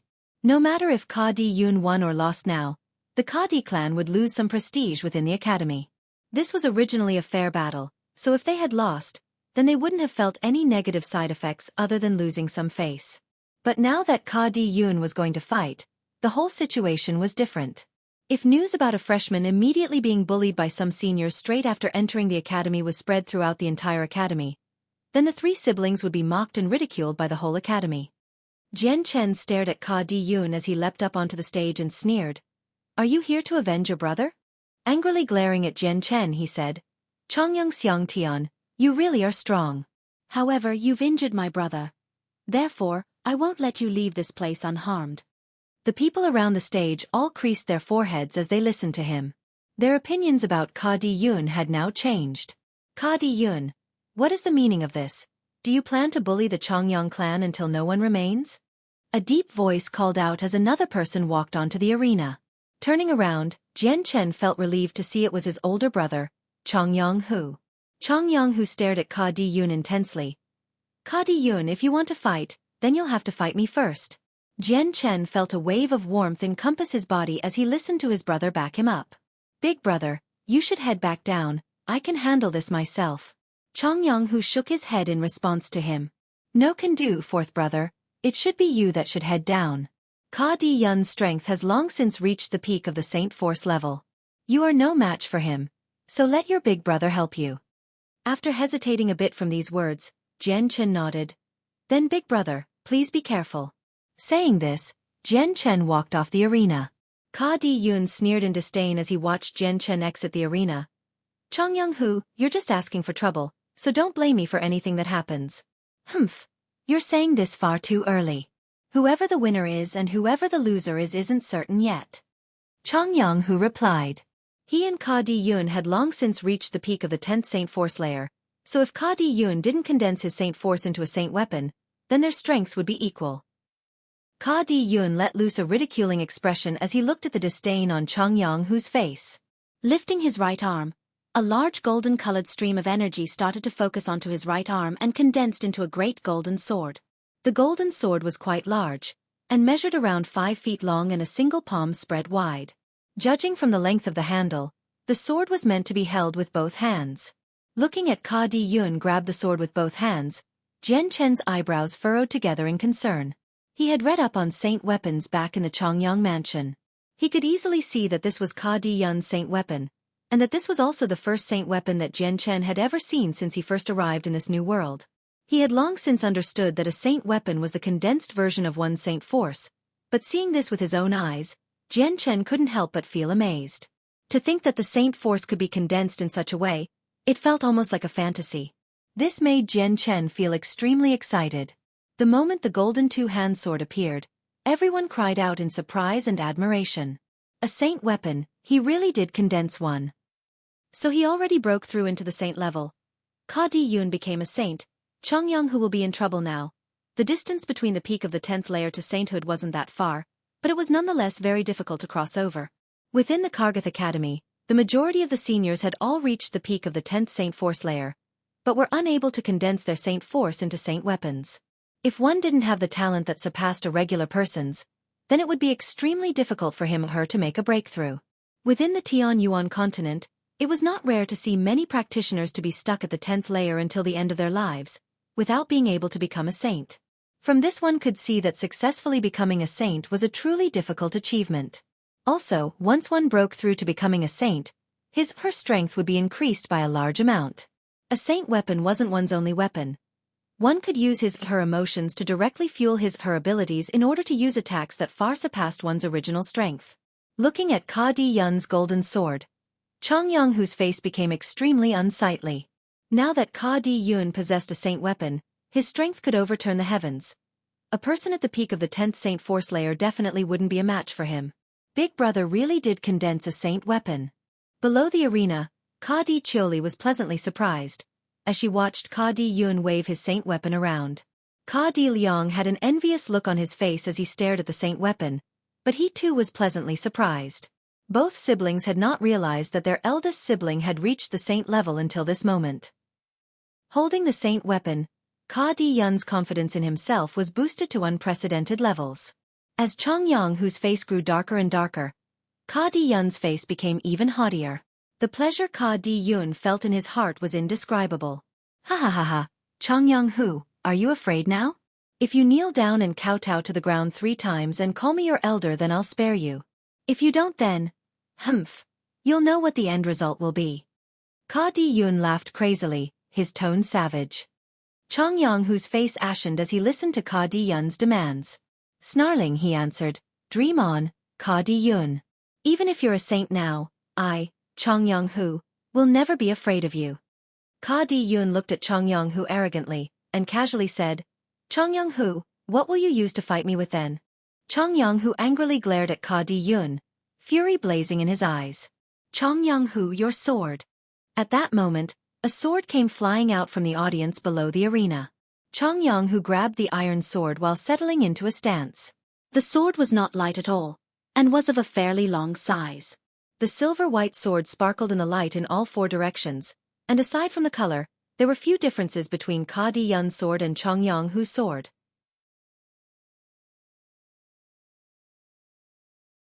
Chapter 23. Becoming popular because of skill. The moment that Ka Di Yun felt pain, he swung out with his other hand at Jian Chen's arms, while aiming his left leg at Jian Chen's groin. Even though one of his arms was useless, Ka Di Yun was still able to launch a counterattack. Even with this unsightly scene, Ka Di Yun had some experience with battles and tried to escape this situation. Seeing a flurry of arms and legs flashing before his eyes, Jian Chen knew that he wouldn't be able to directly take the attacks head-on. He helplessly let go of Ka Di Yun's arm, and used the profound steps to retreat. He managed to dodge Ka Di Yun's attack and circled around to his back, before using his Saint Force to amplify his attack on Ka Di Yun's back. Feeling the strong wind behind his back, Ka Di Yun didn't hesitate for a second and evaded Jian Chen by diving to the side. However, even as he dodged, Ka Di Yun was amazed. No matter where he moved, he would always feel a wind blowing on his back. He wasn't able to keep up with Jian Chen's movements. Pang! Ka Di Yun was completely unable to keep up with Jian Chen, who smashed both of his hands into Ka Di Yun's back, creating a cracking sound as he was hit by a violent attack. This caused Ka Di Yun to stagger 2 steps forward, but since he was a strong saint, he immediately steadied himself. However, his face had already paled, as he realized that Jian Chen had hit the same place twice with his fists. Jian Chen's strength could already be measured at the peak of the 9th layer, and despite Ka Di Yun being stronger than him in rank, he was the one being injured more. At that moment, he could only feel a surge of qi and blood course through his body, his organs screaming in pain. As Ka Di Yun steadied himself, Jian Chen had already arrived at his backside another time, and struck at his back with his right hand once more. Although the fist traveled at a speed that made it look like it was as light as a feather, the effect was anything but light. Anyone that had faced off against Jian Chen before would agree that Jian Chen's strength was more extraordinary than it looked. Ka Di Yun turned around abruptly. His eyes were indignant with anger. For a strong person like him to suffer this much from someone who was by all rights weaker than him. His simple plan to humiliate Jian Chen was no longer as simple as he thought. Ha! Ka Di Yun snarled in anger, as his hand started to glow golden with his Saint Force. The huge concentration of Saint Force condensed into his hand as he faced Jian Chen, aiming it towards Jian Chen's chest. Seeing Jian Chen attack with a seemingly light fist, Ka Di Yun prepared to take it head-on in order to get close to Jian Chen for his own attack. The situation turned into a critical point of the match, as both the fighters' attacks struck each other. Jian Chen's seemingly light and weak fist silently struck against Ka Di Yun's chest. Immediately, Ka Di Yun's own fist let out a muffled sound as it struck against Jian Chen's body, blowing apart a hole in the academy uniform, and revealing a tender white skin that would be the target of envy by many of the girls. But in the blink of an eye, the skin underneath became a pile of bruises after receiving Ka Di Yun's blow. Dang! Dang! Dang! After receiving a blow from Ka Di Yun, Jian Chen's face contorted in pain, and the color started to drain away from his face. And with the blow being enforced by such a huge amount of strength, his legs weren't enough to prevent him from sliding back, until he was a few inches away from the edge of the arena. At this moment, other than his paling face, Jian Chen did not seem to have any other problems, despite Ka Di Yun using his Saint Force to accentuate his attack. Although Jian Chen was only at the 8th layer, because he had been using Azulite Sword Law to constantly cultivate his body since he was young, he had strengthened every single organ and part of his body to the utmost degree. So while on the outside, it seemed that Jian Chen's physical body was quite weak, his actual ability to resist and take damage would leave anyone flabbergasted. Even though Ka Di Yun was a saint, without using his saint weapon, his regular attacks would not be able to seriously wound Jian Chen. At the most, Jian Chen would sport some small bruises. On the other hand, while Ka Di Yun was standing at the same place, his face had scrunched up in major pain as his body began to visibly tremble from the pain he was feeling. Before, Jian Chen's fist that seemed to be as light as a feather, impacted against his stomach and caused a peculiar feeling to be transferred over into him. The power forcibly entered his body and suddenly went berserk as it exploded within him, causing his internal body to go crazy from the pain. Ka Di Yun's face became incomparably dark, as he used all the Saint Force within his body began to combat the power that was rebelling inside. Since his Saint Force was stronger than Jian Chen's, the foreign power within him was cleared away quickly, but the damage was done. At this point, Ka Di Yun was suffering from internal damages as well. The damages weren't very serious, but it would definitely impact his performance in the battle for the worse if it dragged on. Ka Di Yun glared at the calm Jian Chen in front of him with a shocked expression. He hadn't ever imagined that he would be put in such a difficult spot as a saint by someone who was lower ranked than him. Although he wasn't using his saint weapon, his strength was still stronger than those at the peak of the 10th layer, let alone the 8th layer Jian Chen. At that moment, Ka Di Yun finally realized how hard it was to deal with Jian Chen, but it was too late to stop. Over the past few confrontations, he understood that without using the saint weapon, he would have a difficult time beating Jian Chen and might even lose to him. With the saint weapon he would definitely win against him, but that wouldn't be a bright situation. Besides, he had also clearly stated that he wouldn't use a saint weapon against Jian Chen. If he went back on his word now, then even if he won, his reputation would plummet to the bottom. After all, there were plenty of people watching the match, along with some seniors. Not only that, but he was Ka Di Yun, Jessen Kingdom's elite elder son of the Ka Di clan. He couldn't lose face now. Ka Di Yun was starting to reflect on his actions now, but then Jian Chen decided to charge at him with both his arms outstretched. Rapidly approaching, Jian Chen was using a weird technique to cause his moves to become unpredictable and made him look like a bolt of lightning. In Ka Di Yun's eyes, Jian Chen had become an after-image. Ka Di Yun narrowly blocked Jian Chen's strike. His right arm was dislocated, and he hadn't had enough time to pop it back into place, so he could only use his left hand to block against Jian Chen's attacks.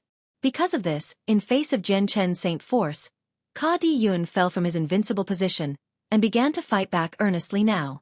He no longer belittled Jian Chen, and started to view him as an opponent of the same level. The two people continued to fight at a fast-paced speed. The battlefield became fierce. Jian Chen didn't dare to hold back since Ka Di Yun's strength was much stronger than his own. With both of them in a deadlock, the two could only defend against each other. Jian Chen's attacks were getting stronger and stronger, while Ka Di Yun was finding it harder and harder to resist. Gradually in front of Ka Di Yun's eyes, all he could see were the palms of Jian Chen's hands. His eyes were getting too tired to differentiate between the after-images of Jian Chen, and he could only rely on his listening abilities to tell when and where Jian Chen would attack. Finally, Ka Di Yun became careless, and Jian Chen struck out at his left shoulder with a powerful strike. Ka Di Yun couldn't help but lag behind, as Jian Chen began to bombard him with a plethora of attacks. It was almost as if Ka Di-yoon was in a very violent storm where he was battered from every angle. Pang! Pang! Pang! Jian Chen repeatedly hit Ka Di-yoon on the shoulder with ferocious attacks, and even Ka Di-yun's strong saint power could not bear the attacks. He constantly retreated, and a trace of blood trickled out of Ka Di-yun's mouth. Seeing that Ka Di-yoon was already driven to the edge of the arena, Jian Chen's eyes fiercely flashed. Growling, Jian Chen gathered the saint force into his hand and struck Ka Di-yoon in the chest another time. This fist was a lot stronger than the last, and the moment the fist connected, Ka Di-yoon fell from the arena down onto the ground below. Jian Chen stood on the arena while breathing heavily. Since he was constantly using his entire strength, he had exhausted his supply of saint force, to the point where had almost none left within his body.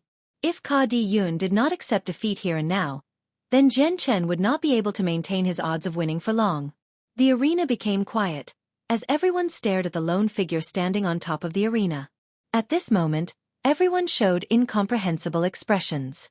This had already exceeded anyone's wildest guess, and no one had thought that Jian Chen would win against a saint. Most importantly, he had defeated a saint while coming out almost unharmed. Even though the saint didn't use a saint weapon, this outcome was no less surprising nor predictable. At this moment, the arena was completely silent, so quiet that one could hear a pin drop. There were over 200 people that were watching, but not a single person dared to make a sound. Big brother. A voice finally broke the spell of silence over the arena as the Ka Di siblings sped over to where Ka Di-yoon lay on the floor. As if awakened, everyone started to burst into noise, as if the seal of a pot had been broken. All around the arena, people were chattering away noisily with excitement and shock. Heavens, I'm not dreaming. An 8th layer student managed to beat a saint. This is an unprecedented event in the academy history. Is that Chongyang Xiang Tian really at the 8th layer? Even a person at the peak of the 10th layer wouldn't necessarily be able to beat a saint who wasn't using his saint weapon. Chongyang Xiang Tian's strength can't possibly be only at the 8th saint force layer. Who knows, he might have already condensed a saint weapon. Otherwise, how else would he be able to beat a student like Senior Ka Di-yoon, a saint? Perhaps Chongyang Xiang Tian used some sort of despicable method to win. Jian Chen didn't bother to answer any of the comments and jumped down to where his older brother Chongyang was. Looking at his brother's expression of extreme shock, Jian Chen laughed. Big brother, I didn't disappoint you. I've won. Chongyang became emotional after hearing that, and hugged Jian Chen with both arms. Fourth brother, you're seriously amazing. You managed to beat Ka Di-yoon, a saint. Your big brother truly admires you, he said as he wrapped Jian Chen in a huge bear hug. Jian Chen let loose a happy smile from the affection, before he gradually disentangled himself from his brother's arms. Big brother, there's too many people here to talk. Let's leave this place first.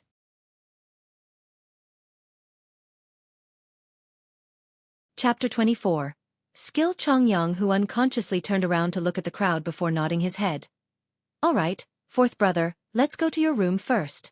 You definitely have to tell me how you beat Ka Di-yoon, and then later tonight, I'll grab a few friends to come and celebrate.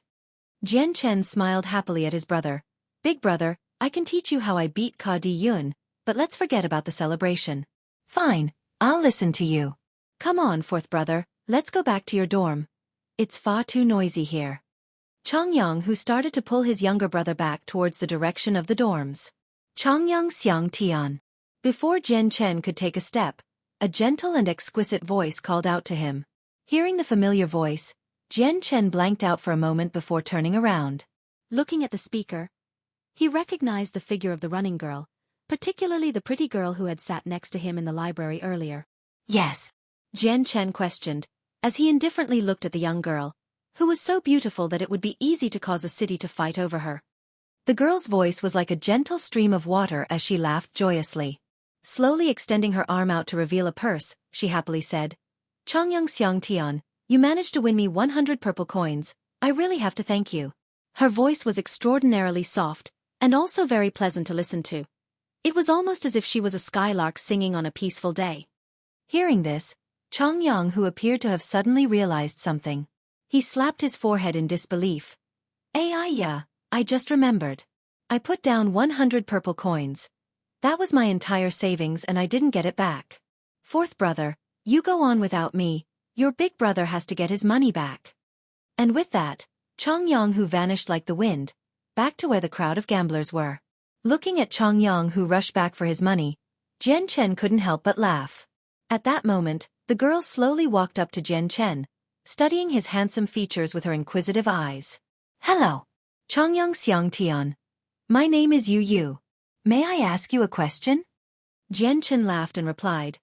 Miss Yu Yu, if you have a question, you should go on ahead and ask, but I can't guarantee an answer. No worries. Yu Yu gently laughed before asking. Chongyang Xiang Tian, is your strength is really only of the 8th Saint Force Layer? Jian Chen hesitated for a moment before he nodded his head. That's right, at the moment, I am currently in the 8th Saint Force Layer, but I have a feeling I'll be making a breakthrough into the 9th layer soon. Yu Yu was surprised after hearing his answer. With an astounded look, she exclaimed, Chongyang Xiang Tian, you mean you really haven't reached the saint level? Her voice carried some doubt. Clearly, she didn't believe him entirely. Noticing the disbelief in her voice, Jian Chen furrowed his brows and spoke with some annoyance.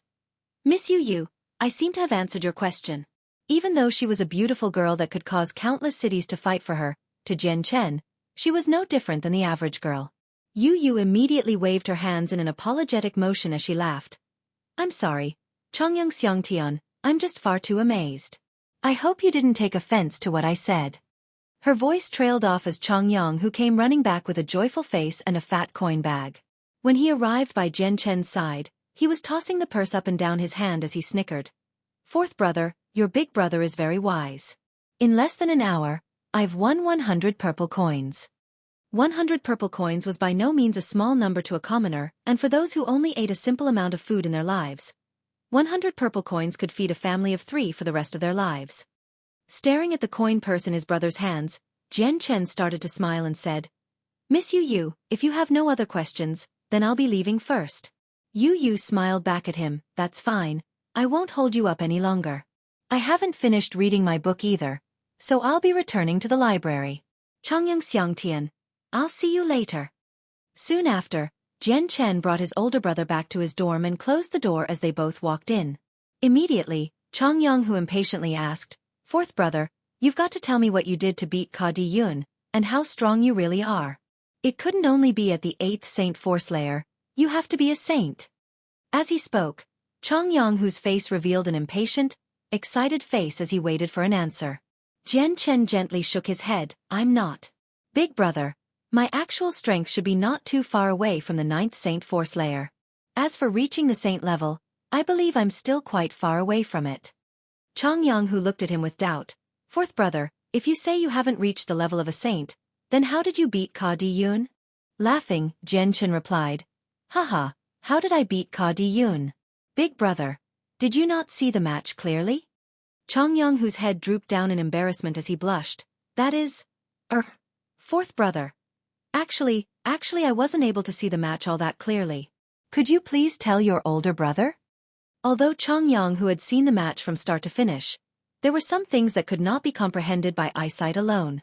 For example, Chongyang, who had not been able to comprehend what happened when Jian Chen struck at Ka Di Yun with a punch that seemed to be as light as a feather, but still managed to significantly damage. Jian Chen sat on his bed, calmly looked at Chongyang, who, and said, Big brother, the only reason a student of the 8th layer like me was able to beat a saint like Ka Di Yun was because I relied on a technique to win. A technique. Chongyang, who was still skeptical. He was no stranger when it came to techniques and skill, because in the academy, many of the teachers would often talk about their knowledge of their personal techniques. In a fight against equally matched experts, one would need to use extremely strong techniques in order to win, but such techniques weren't so easy to train in.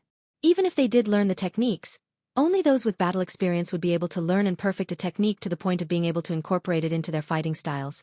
What Chongyang, who really confused, was that, not only was Jian Chen younger than him, but he has also only been at the academy for a few days now.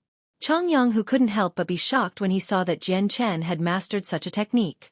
Fourth brother, where did you learn a technique like that? Chongyang, who asked curiously. Jian Chen shook his head sadly. Big brother, I can't tell you that. Upon hearing that, Chongyang, who had a look of sorrow on his face. The next thing Jian Chen had said, though, brought his spirits back up. Big brother, if you are willing to learn a martial technique, I can teach you. For real? That's great. Fourth brother, when can you get started on teaching me? How about now? He was anxious to get started, and wanted to learn this amazing technique right away. Once he learned the technique, then it was even possible for him to challenge saints who had condensed their saint weapons with his current power. Jian Chen laughed, "Big brother, it would be better to start tomorrow. I'll be waiting for you in the eastern grotto outside the academy tomorrow morning." "All right, fourth brother, it's a deal. I'll be at the grotto tomorrow morning," Chang Yonghu promised. Although many of the academy teachers could help instruct one on learning a martial technique, he knew in his heart that fighting techniques were best taught by the previous generation in a clan. Techniques taught by the professors here would not be strong enough to overwhelm any of his opponents. Afterwards, the two brothers chatted for a while, until Chang Yonghu finally left. Because Jian Chen had used up most of his saint force to fight against Ka Di Yun, he was exhausted and slightly injured. Because of that, he decided to use the Class 3 Monster Core in order to recover his health. Little did he know that the whole academy was already in an uproar about how Jian Chen had beaten Ka Di Yun.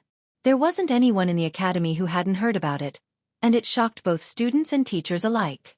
Everyone thought this to be inconceivable, and an event of this scale was practically unprecedented in the entire history of the Kargath Academy.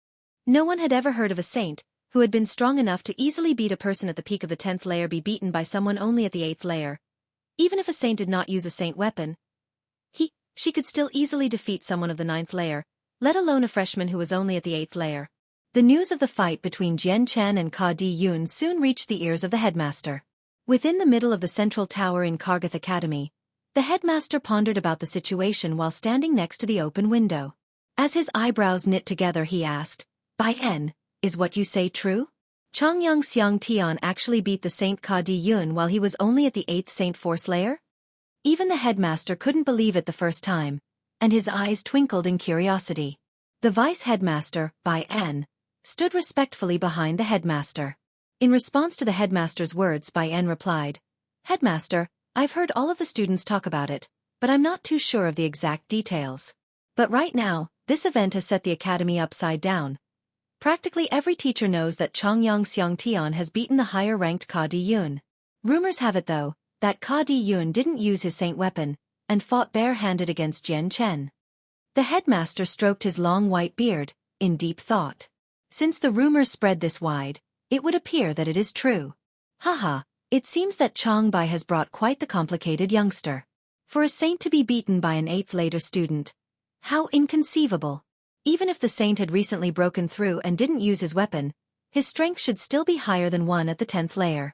In all my years at Kargath Academy, I have never seen such a match where someone with a lower level won. Headmaster, what should we do about this situation? Sooner or later, the seniors of the school will search for the 8th layer student who beat a saint, and become an inconvenience for Changyang Xiangtian, said Bai En with a respectful tone. The amount of respect Bai En had for headmaster couldn't be measured, as it could even be considered as worship. The headmaster turned towards Bai En and casually waved his hand.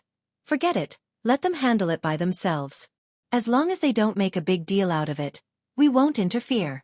Besides, this should be a test for them.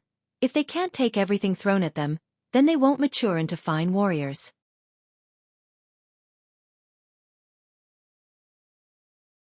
Chapter 25.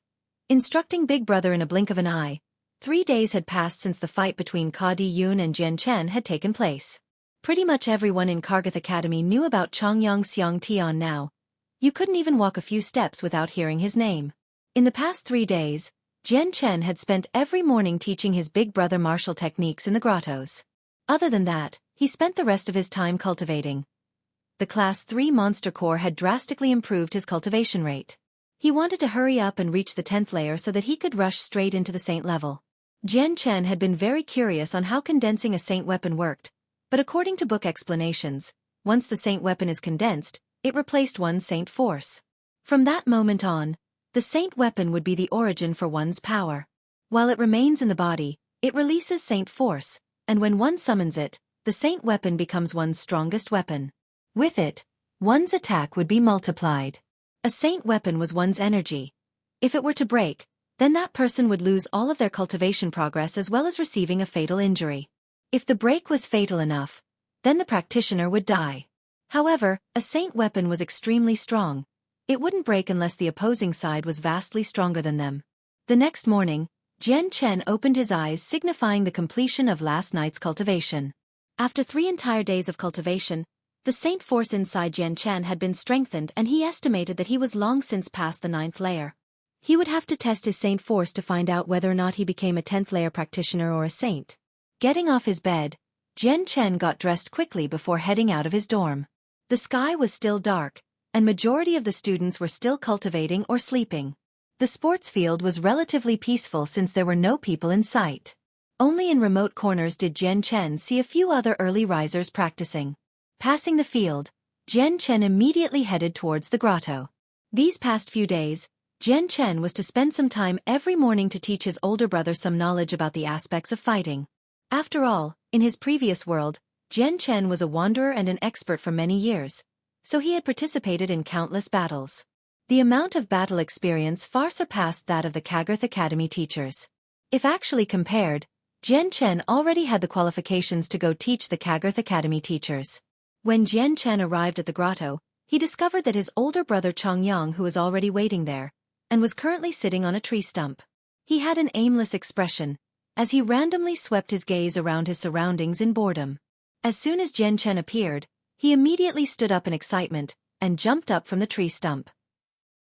He happily said, "Fourth brother, you've finally arrived." Jian Chen smiled. "Big brother, why did you arrive so early?" "Hee, it's habit, just a habit." "Fourth brother, let's start now.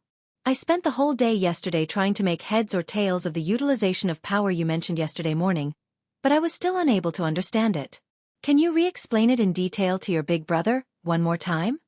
Chongyang Hu asked in a slightly embarrassed tone. "Of course I can." Jian Chen smiled, and replied, "Big brother, I'll tell you about that tomorrow morning. Today, I'll personally demonstrate it to you." Saying this, Jian Chen picked up a skinny stick next to his feet. "Big brother, watch closely." Saying this, Jian Chen took the branch and lightly waved it in the direction of a small tree, about the thickness of his wrist.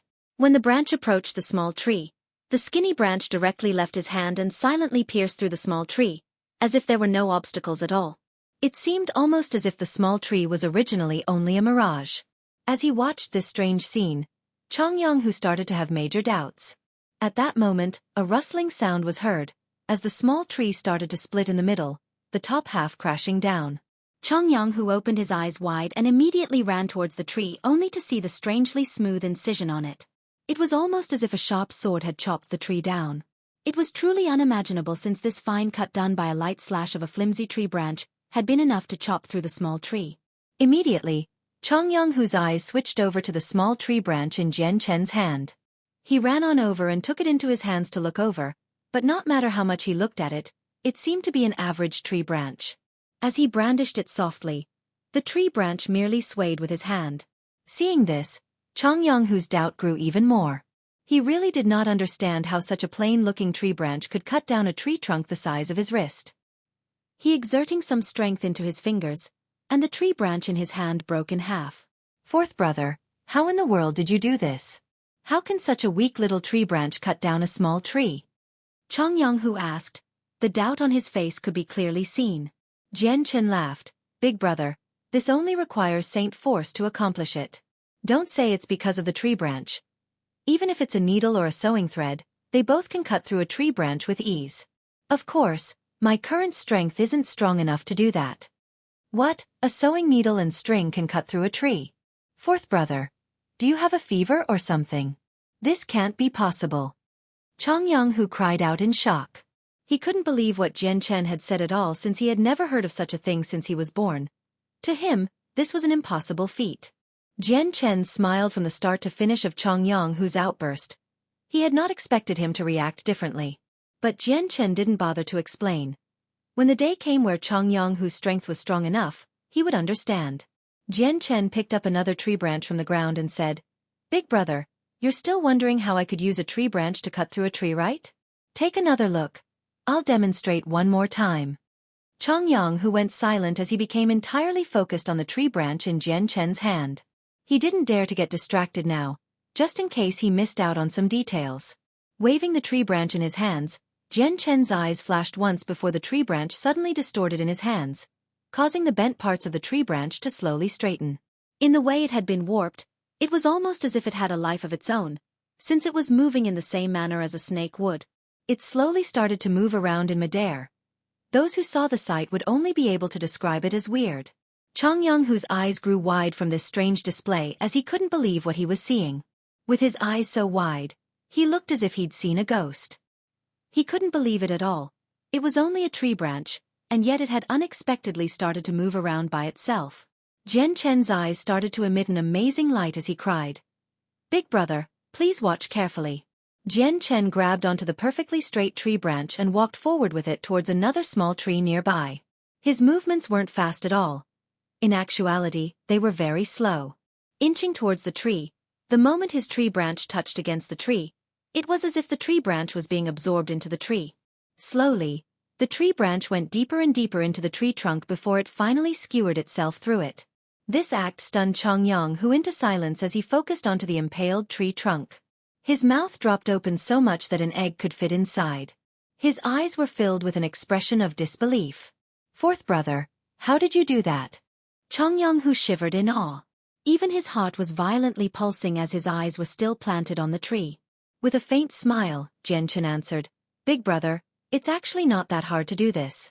As long as you harmonize your saint force with a tree branch, then even though it's just a normal tree branch, it will turn into a sharp weapon.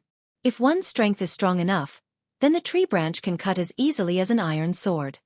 To harmonize the saint force and the tree branch. Chongyang's eyebrows furrowed in concentration as he muttered. Immediately, he grabbed a tree branch on the floor and following Jian Chen's instructions, he began to infuse the tree branch slowly with his saint force. Pang! At the very moment when his saint force made contact with the tree branch violently exploded and sent pieces of it flying throughout the air. "Big brother, your saint force is excessively fierce, so the frail tree branch wasn't able to bear it. Also, you're not proficient enough to control your saint force to a fine level yet. Remember, when you harmonize the saint force into the tree branch, you must make sure to transform the saint force into a soft type of energy, not a violent one," Jian Chen instructed. Hearing that, Chongyang became puzzled. "Fourth brother, how does one make their saint force become a soft type of energy?" "Turning the saint force into a soft type of energy is merely just a different way of using it, that's all. Trying to explain this mystery anymore would be useless since only you can understand yourself. Big brother, starting from today, whenever you have spare time, try to harmonize the tree branch with your saint force. This way, it'll also strengthen your saint force. In the future, if you can reach the level I showed you today, it'll bring you many good benefits when you cultivate," Jian Chen explained, almost as if he was a teacher instructing his students. However, Jian Chen knew that if Chongyang wanted to accomplish what he had just demonstrated, trying to make a frail tree branch strong enough to pierce through a small tree in such a small time, it would definitely not be accomplished in such a short amount of time. This required a high mastery of one's saint force, and without a sufficient amount of practice, Chongyang would definitely not be able to harmonize the two together. Having a wooden tree branch harden into a sharp weapon like an iron sword was not simple at all. Infusing an iron sword with saint force would be easier, for example. But while an iron sword could support a larger amount of saint force, a tree branch could not, and required a gentle control. Chongyang nodded, and after some contemplation, once again picked up the branch to try again. However, without exception, every single one of his attempts resulted in failure. Not a single time did he succeed. He was completely unable to merge the spirit force into the tree branch. Every time his inner spirit force approached the branch would explode, unable to bear his overly fierce and intense spirit force. Jian Chen stood on a side and watched Chongyang practice, and at the same time, he continued to instruct his brother. They continued all the way until the sun had risen above them. Only then did Jian Chen leave the grotto, leaving Chongyang alone as he continued to try without stopping. Next to him, the ground already had a huge pile of broken tree branches.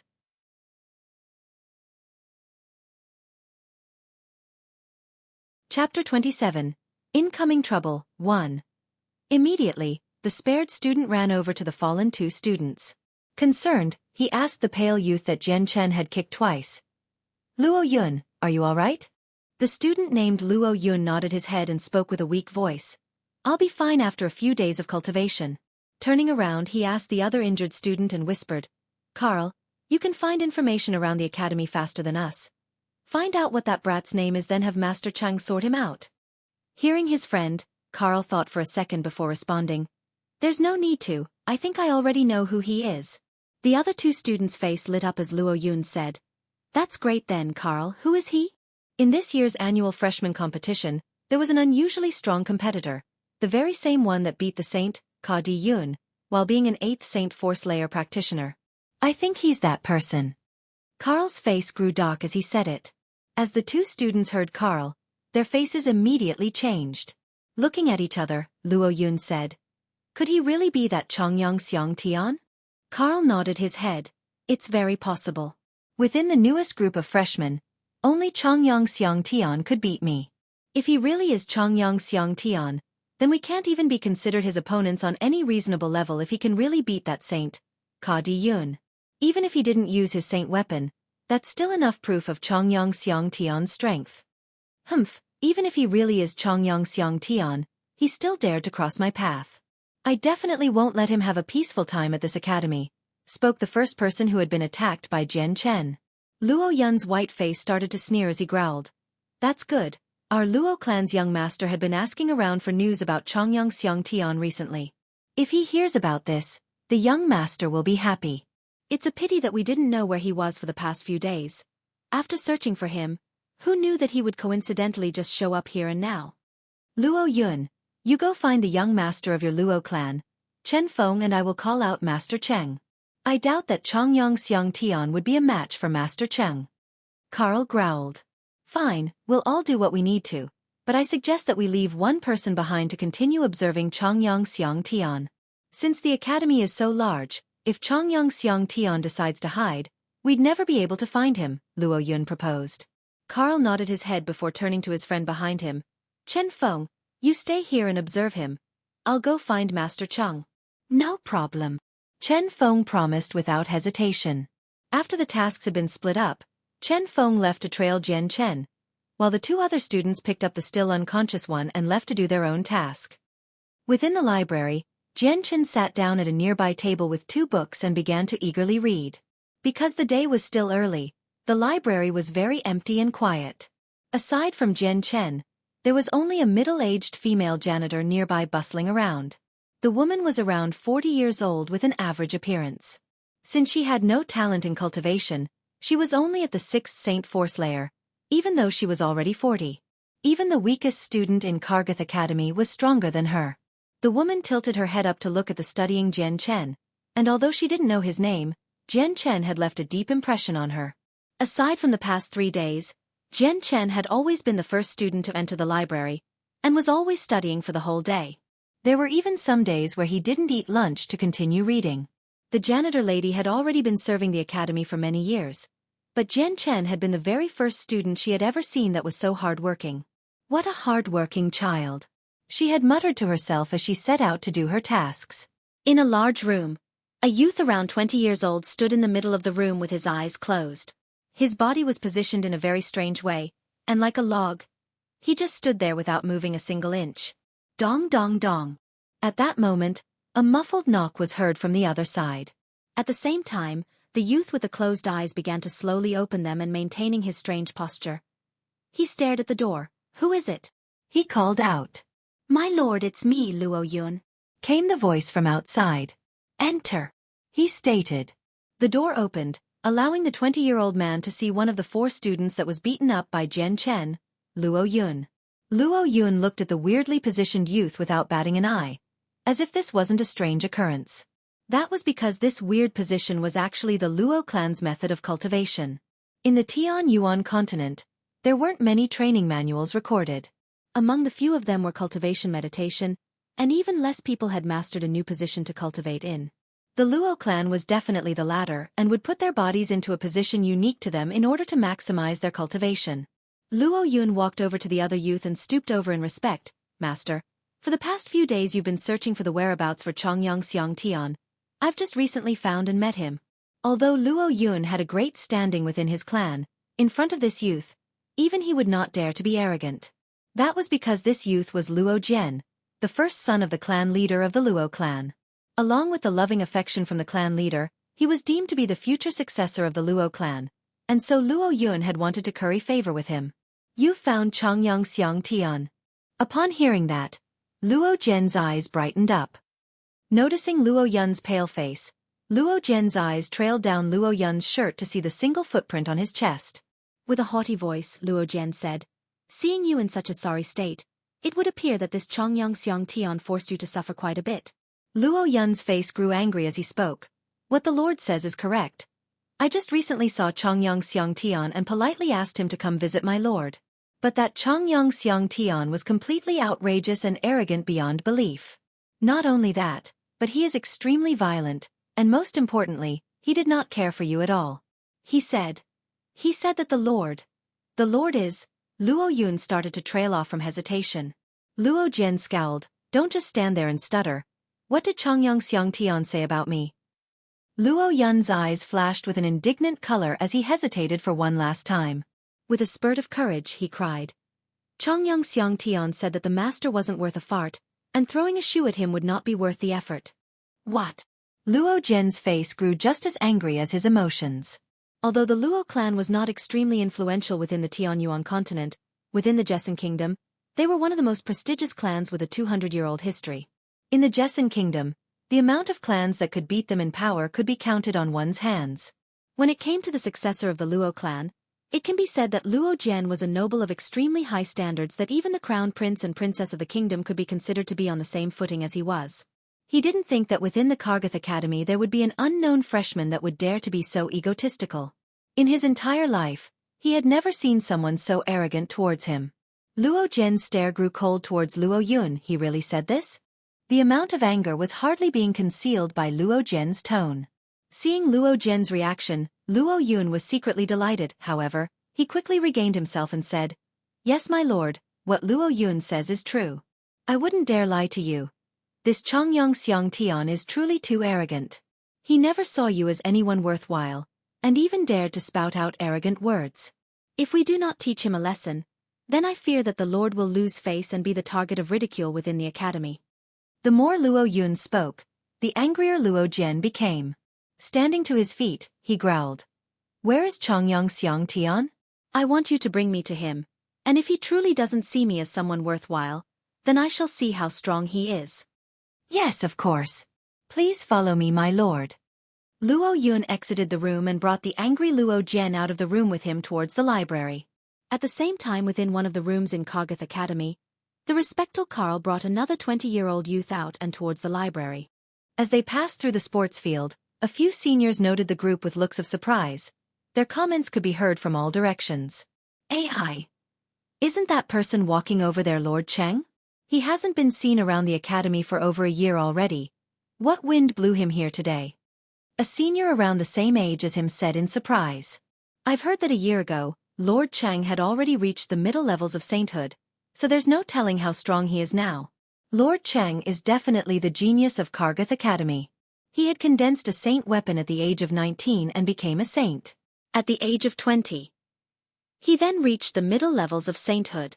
1 year has passed already, so the Lord Cheng must have reached the upper levels of sainthood with his talent in cultivation.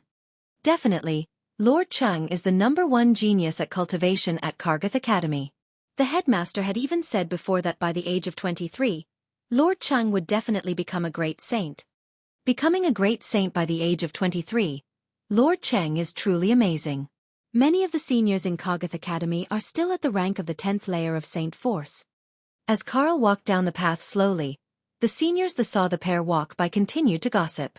Lord Cheng was a very well-known figure within Kargath Academy, not for his character, but for his cultivation rate that would astound anyone. Within the Tianyuan continent, he could be considered to be a prodigy blessed by the heavens, and in Kargath Academy, he could be considered as standing at the peak of the strongest experts.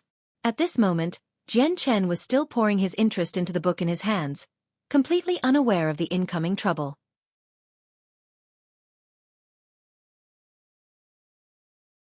Chapter 28. Incoming Trouble, 2. In a flash, Luo Yun and Luo Jian arrived at the library gates. A few feet away from the big gates, the one who had been trailing Jian Chen, Chen Feng, was leaning against a tree trunk. His eyes were constantly watching Jian Chen, who was still reading with relish, and had completely forgotten about his surroundings. When Chen Feng saw Luo Yun with Luo Jian by his side, he immediately ran over to them. He bowed at Luo Jian, and with a charming face said, "I didn't think that I would meet the Lord Luo Jian here. I am truly honored to see you." Chen Feng was extremely respectful. Although he too belonged to a clan within the Jessen kingdom, it was a very minor one. It was only when he was joined together with the children of bigger clans that he dared to collect money from those weaker than him. With this, he had a strong relationship with the Luo clan that would definitely bring him many benefits. If he was lucky, then his own clan would be pulled up into the higher ranks with the help of Luo Jian. After all, Luo Jian was to be the clan's successor. Luo Jian felt proud as he looked at the respectful Chen Feng and gave a small wave of his hand. "Don't say any more crap. Is Chongyang Xiang Tian in the library?" Even though Luo Jian had absolutely no trace of politeness, Chen Feng's look of respect didn't waver in the least. With a smile, he replied, "He is. Chongyang Xiang Tian is still in the library." A sneer gradually formed on Luo Jian's face, as he got the answer he wanted. "That's good. Go inside and call him out for me." The library had a rule that all fighting inside was prohibited, and even Luo Jian had to respect that rule, despite his family having a great amount of influence. "Yes, of course, Master Luo. I'll have Chongyang Xiang Tian out immediately," Chen Feng said compliantly as he entered the library. Inside the library, Jian Chen's focus was still on his book. Whenever he was in the library, his guard was at its lowest. This was because within the library, he didn't have to worry about others causing trouble or asking questions, so remaining on guard wasn't needed. While Jian Chen was lost in his own world, he had the sudden feeling of someone's hand clasping down on his shoulder. Although he was still reluctant to part from his book, he looked to the youth standing next to me with a cold sneer on his face. From his memory, he remembered that this person was one of the 4 people who had tried to extort protection money from him. Chen Feng stood by his side with a look of great joy at Jian Chen's impending doom. With a strange tone, he said, "Chongyang Xiang Tian, I didn't think we'd see each other again so soon." "It's you." Jian Chen scowled. Without giving him face, he spoke, "If you're still looking for protection money, then you can scram." Chen Feng's eyes flashed with anger, but he didn't dare make a move towards Jian Chen. The library was strict on their rules, and he was sure that he wasn't a match for Jian Chen. Chen Feng stuck his chest out as he glared maliciously at Jian Chen, and coldly said, "Chongyang Xiang Tian, although I am no match for you, Kargath Academy is not someplace you can rampage around. If you really have the guts, then follow me outside. Otherwise, prepare to stay in this library for the rest of your life." After dropping these words, Chen Feng directly walked out of the library. However, the words he had said had already attracted the attentions of all the students within the library. Immediately, many people began to shift their attentions to Jian Chen with complicated expressions of envy, respect, and jealousy. Jian Chen slowly closed the book with a crossed expression. From Chen Feng's words, it would seem that he got reinforcements to help him. Jian Chen's eyes twinkled as he put the book back on the bookshelf and then walked towards the entrance of the library deep in thought. Although he knew people were waiting outside for him, if he didn't go out, then people would think he was afraid of them. If Jian Chen wanted to continue reading books in the library in peace, then he would need to reveal his own strength and inspire fear into the others. Otherwise, more and more people would come and find trouble with him. There would be no point in coming to the library in that case. Although he knew that the people outside were definitely not weak, it was possible that they were experts at the same level as Ka Diyun. However, Jian Chen still did not show any trace of fear.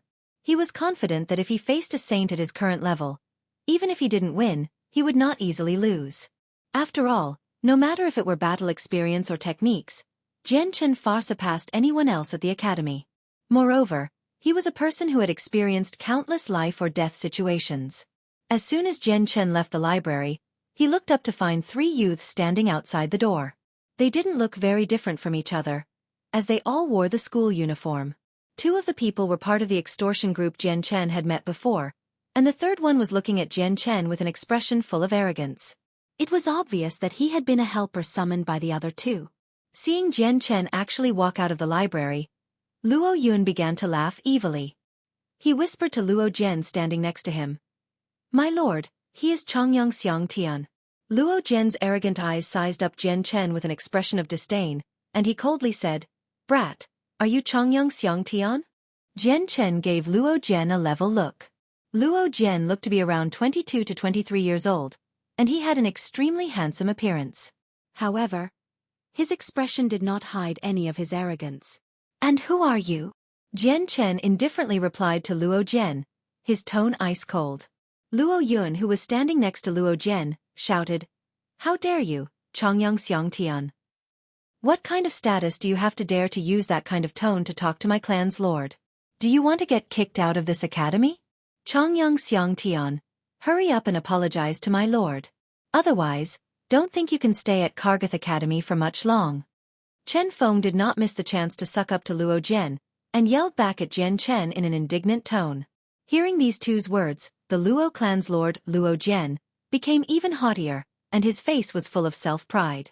Jian Chen's unchanged face gradually showed a hint of a sneer, and he looked at the three people with disdain, and said, "Based on your words, are you saying that the headmaster of Kargath Academy will listen to you three? Or perhaps, are you saying that Kargath Academy belongs to your clan? Whoever you want to leave must leave. The three of you are really too audacious to even dare to look down on the headmaster." Hearing Jian Chen's words, the expression of both Luo Yun and Chen Feng suddenly paled. Even Luo Jia, who had a huge clan backing him up, he could not stop his expression from turning unsightly, as he glared poisonously at Jian Chen. Although he had the most influence backing him up out of the three since Luo Jian was the successor of Jessen Kingdom's powerful Luo clan, he did not dare to show any disrespect towards the headmaster of Kargath Academy. If Jian Chen's words spread to the headmaster's ears, then they would be heavily punished. In the worst-case scenario, they could be directly expelled. Even if Luo Jian had a powerful background, even if his father was Luo clan's clan leader, even if he was Luo clan's successor, there was no way he could get away of such a consequence completely cop-free. His Luo clan would definitely not be willing to offend Kargath Academy's headmaster for his sake. Luo Jian's face turned gloomy, and he glared at Jian Chen. "Chongyang Xiangtian, you really are quite arrogant. I just wonder if you have the qualifications to be so arrogant." Jian Chen laughed in disdain and coldly replied, "Stop wasting your breath. Just say why you've come looking for me." Luo Jian let out a smile filled with a murderous intent. "The reason I came is very simple. I just wanted to see how someone like you defeated a recently advanced saint, even if Ka Di Yun didn't use a saint weapon. Chongyang Xiangtian, are you really that amazing?" Luo Jian cracked the knuckles on both his hands before clenching them both. The loud snapping sound from his knuckles was clear to hear as a strong amount of energy started to emit from his body onto Jian Chen's own. At the same time, the people who were reading their books inside the library all closed their books. Everyone started to chatter excitedly as they watched the events that were happening with Jian Chen with pleasure. Regarding the qi that Luo Jian was emitting, Jian Chen was not affected at all and stood straight like a towering mountain. Luo Jian's strength was clear to Jian Chen and was not at all weaker to Ka Di Yun. However, it was not strong enough for him to fear. Instead, his fighting spirit rose. As soon as they saw the two opponents were about to start fighting, the people in front of the library began to retreat, afraid that they would be affected by any shockwaves. How could we miss such an interesting battle? Just before the two people were about to begin fighting, a voice suddenly rang out from the back, and a few youths wearing the school uniform walked out from behind. There were a total of 5 people that had just arrived. Among them, one of the people was another person from the extortion group that Jian Chen had encountered earlier. Jian Chen did not recognize the other 4, but anyone could tell with a single glance that they were from major clans. Their brows seemed to hold an aloof and remote expressions. However, what drew Jian Chen's attention was the youth standing in the center of the group of 5. It was obvious from his eyes that he was the core figure the other 4 revolved around. He didn't seem that old. Based on his appearance, he was probably around 20 years old. "Yeah. Everyone look. Isn't the person in the middle Master Chang, who's been missing the past year? I didn't imagine that he would also come." "That's right, it really is Master Chang, our Kargath Academy's genius. It's said that a year ago, his power had already reached the middle saint levels. With his talent and cultivation, I had thought during the past year, Master Chang had already broken through to the great saint level and graduated. I didn't think that he was actually still on the academy grounds. I wonder what Master Cheng's current power is, and whether or not he has reached great saint level yet." The 3 people next to Master Cheng seem to be powerful saints who have already condensed their saint weapons.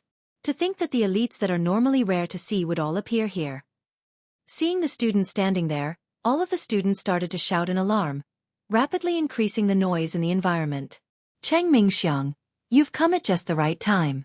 If you were the slightest bit late, you would have missed this interesting show."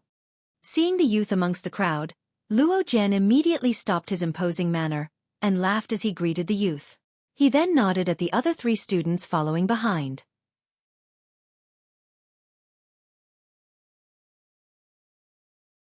Chapter 29. Another encounter with Tai Ta. Cheng Mingxiang started to smile. How could I miss a match like this?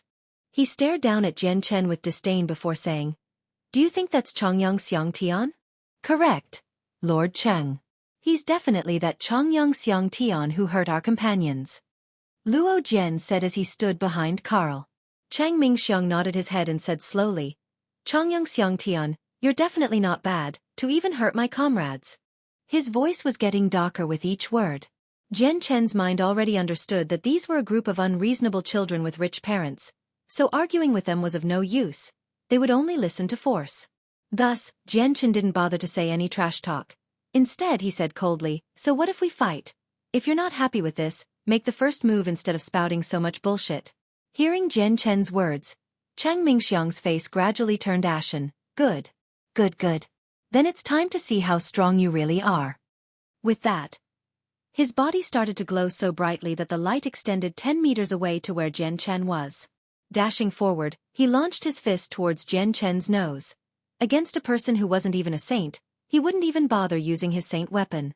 Even Jian Chen knew that Cheng Mingxiang's strength far surpassed Ka Di Yun. The difference in saint force was far too great with his own as well.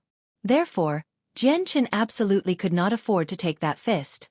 Just when Cheng Mingxiang's fist was about to connect with Jian Chen's head, his head suddenly blurred and dodged the fist. At the same time, Jian Chen's 2 fists went up to grab at the incoming arm from Cheng Mingxiang. Assuming a horse stance, he stiffened his back and pulled at the arm with both of his own. Originally, when Cheng Mingxiang was attacking, his center of gravity had been leaning forwards. Now, Jian Chen had pulled him further. He momentarily lost control over his body, and he began to fall forwards. However, Cheng Mingxiang was quick to respond. Stamping on the ground with his foot, he exerted all his force to try to prevent any further pull from Jian Chen. As he did that, however, Jian Chen suddenly let go of Cheng Mingxiang's arm and immediately pummeled at his stomach with a barrage of blows that were as fast as lightning. Since Cheng Mingxiang's center of gravity was now focused towards the back, when Jian Chen had punched him with all his might, his legs couldn't help but stumbled backwards, as if he was struggling to avoid falling. After falling back 10 steps, Cheng Mingxiang finally regained his bearings, but his face had long since turned into the same color as a pig's liver. With a dark and ominous expression, he glared at Jian Chen maliciously. Because of his majestic body, he was considered to have one of the strongest in the academy, so how could he not feel furious at this? If the academy found out his body was actually hit and injured like this, then he would no longer have face within the academy and become a laughingstock. After thinking about the consequences of this, he glared at Jian Chen with a stare that could kill, since this was an utter disgrace to him. Already, the entire audience had become absolutely quiet. Luo Jian's own face had become sluggish as he stared at Jian Chen with a surprised look. This was far beyond his wildest imagination, and not just his own, but everyone else watching. Cheng Mingxiang was a talented genius when it came to cultivation, and even saints couldn't match him in a hand-to-hand fight. To have Jian Chen make him suffer such a loss and put him in such an ugly state was very surprising. Glaring once more at Jian Chen, Cheng Mingxiang's arm started to release a silver type of qi before forming a 2-handed sword. He snarled, saying, "Chongyang Xiang Tian, I will definitely cripple you today." With that declaration, he surged towards Jian Chen with the silver sword in tow. "Stop!" Right as Cheng Mingxiang had started to move, another deep voice had shouted over the crowd and noise. Immediately, everyone saw a rather robust and suntanned youth slowly walk forward. When Jian Chen saw the sturdy youth come forward, his eyes widened in shock. It was because this person was also a participant in the freshman competition and the person with the heavenly blessed strength, Tai Ta. The moment when Luo Jian and Cheng Mingxiang's men looked at Tai Ta, their faces started to change, an abject fear taking hold of them. Luo Yun didn't recognize Tai Ta at all, so with an arrogant cry towards Tai Ta, he demanded, "Who are you?" "This is business concerning Lord Luo and Lord Cheng, so don't interfere. Otherwise you'll regret it. Shut your mouth." Not even waiting for Luo Yun to finish talking, Luo Jian cut into Luo Yun's speech. Not even paying attention to Luo Yun's look of surprise, Luo Jian's face contained a smile towards Tai Ta as he cupped his hands in salute. So it was brother Tai Ta after all, This one wonders what brother Tai Ta is doing here. Tai Ta looked at him with a strange look before speaking in a low voice. Who are you? I don't recognize you at all. Not understanding why Luo Jian's face became so unsightly, Tai Ta directly walked towards Jian Chen and lifted his hand to clasp onto Jian Chen's shoulder. Chongyang Xiang Tian, I didn't think I'd meet you here of all places. It has been so many days since I last saw you. He boomed. Jian Chen also gave a faint laugh. Tai Ta, let us put off this chat for now and let me take care of a few troublesome matters first. Listening to what Jian Chen said, Tai Ta's head whipped over to Cheng Mingxiang and Luo Jian's group and slowly stared at them before pointing a finger. Chongyang Xiang Tian, could it be that they're trying to bully you? It could be said that way, yes, Jian Chen indifferently said as he crossed his arms in front of his chest. As soon as he heard this, Tai Ta immediately rolled up his sleeves. He fiercely looked at the opposing group of people and loudly declared, Chongyang Xiang Tian is my brother. Anyone who bullies him is bullying me as well. Whoever wants fight, come out. Even though my power might not be that strong, I, Tai Ta, am not afraid of you guys. Hearing Tai Ta's words, Jian Chen hesitated for a second. He looked at Tai Ta in confusion, not quite understand when he had become Tai Ta's brother. Cheng Mingxiang and Luo Jian's expressions changed. They glanced at each other with a serious look. It was obvious that they were somewhat afraid of Tai Ta. Even though Tai Ta's actual power wasn't very strong, and they could easily defeat him in a fight, Tai Ta had a formidable supporter that even the two of them were afraid to encounter. This was why they had never dared to touch Tai Ta at Kargath Academy. Neither of the people spoke, and Carl and Luo Yun had already realized from Luo Jian's attitude that Tai Ta's identity was not normal. Thus, they made the smart decision of not making a sound. At that moment, the atmosphere had become slightly strange. After quietly pondering for a while, Luo Jian was the first to break the silence. Brother Tai Ta, this is a problem between me and Chongyang Xiang Tian. I hope you don't meddle with our affairs. Luo Jian's tone was extremely polite. He clearly understood that although Tai Ta was a commoner, his current status was without a doubt not any less powerful than his. It was even higher than his by a bit. Even if he was the successor to the Luo clan, his status was at most equivalent to Tai Ta's. Luo Jian's words made all the spectators shocked. There were quite a few seniors amongst them that recognized both Luo Jian and Cheng Mingxiang, and they knew that although their individual statuses weren't that high, they both had great clans backing them up. And yet, at the moment, the two of them had suddenly acted polite to Tai Ta. This made the library's spectators curious about Tai Ta's identity. They couldn't imagine what kind of background Tai Ta must have to have been so domineering, and to make the insufferably arrogant Luo Jian and Cheng Mingxiang so cautious and fearful. Unfortunately, Tai Ta had no intention to appreciate the offer. Without giving face, he said, I already said earlier, Chongyang Xiang Tian is my brother. His problems are my problems. If anyone has complaints, then everyone should direct them towards me. Luo Jian's expression changed colors, and his eyes showed a serious expression. In regards to Tai Ta, he really didn't dare to offend him too much. At that moment, Cheng Mingxiang snorted, and he glared at Tai Ta. In a heavy voice he said, Tai Ta, do you really want to butt into this business? Having suffered from Jian Chen's hands, Cheng Mingxiang had already formed a hatred for Jian Chen in his heart.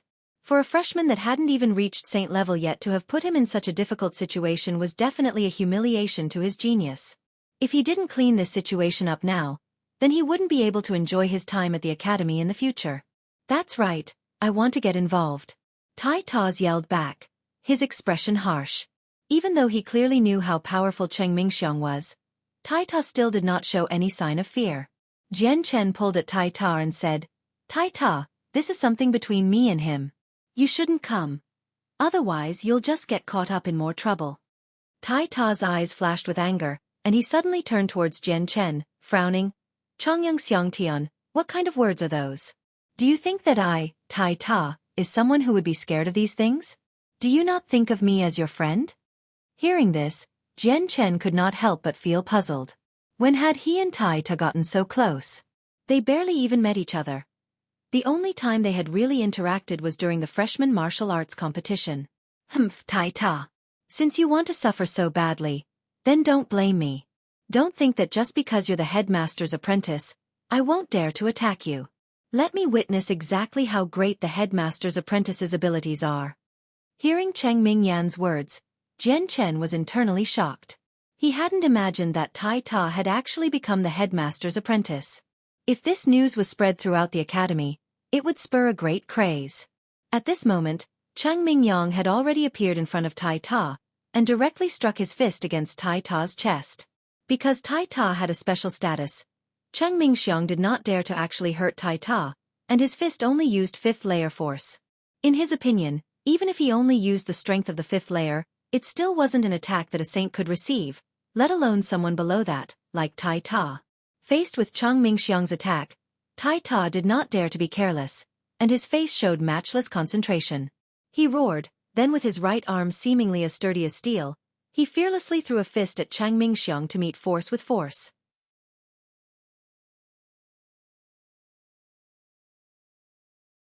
Chapter 31. A Breakthrough. Peak of the 10th layer. Bian's terrifying gaze lingered on Luo Jian for some time before snorting loudly. His gaze then shifted over to the still fighting Tai Ta and Cheng Mingxiang before he said in a low voice, "Are you still not stopping?" His voice boomed like thunder, as the two people were struck by the loud echo, causing them to temporarily go deaf. Tai Ta and Cheng Mingxiang immediately paused. The moment they saw the vice headmaster, Tai Ta suddenly smiled with no small amount of excitement. Cheng Mingxiang's face, on the other hand, changed into one full of fear. Tai Ta walked up to Jian Chen and slowly looked him over carefully. In a low voice he whispered, "Chongyang Xiang Tian, are you hurt?" Jian Chen only shook his head before giving him a meaningful stare to stay silent. Tai Ta only laughed in response. Although he had the heart and body of a tiger, he could understand the meaning behind Jian Chen's actions. Without saying anything more, he stood behind Jian Chen and remained silent as per his wishes. However, Tai Ta still continued to look carefully at Cheng Mingxiang and winked at him as if to provoke him. Clearly the fight he had just now wasn't enough for him to fully enjoy it. The vice headmaster Bai An shot a strong glance towards Luo Jian and Cheng Mingxiang. "Luo Jian, you've already broken the rules of the academy. You know your crime." Luo Jian lifted his head in aggravation. "Vice headmaster, giving pointers amongst students is very common. Chongyang Xiang Tian and I were only doing that and not anything else. As for me breaking the academy rules, your student inquires of you. Which rule did I break?" "Humph, you still dare to quibble like this?" Bai En growled. "Luo Jian, what is the 66th rule for Kargath Academy?" Luo Jian titled his head in thought before answering. "The 66th rule is that fighting in the library and the destruction of the library is prohibited."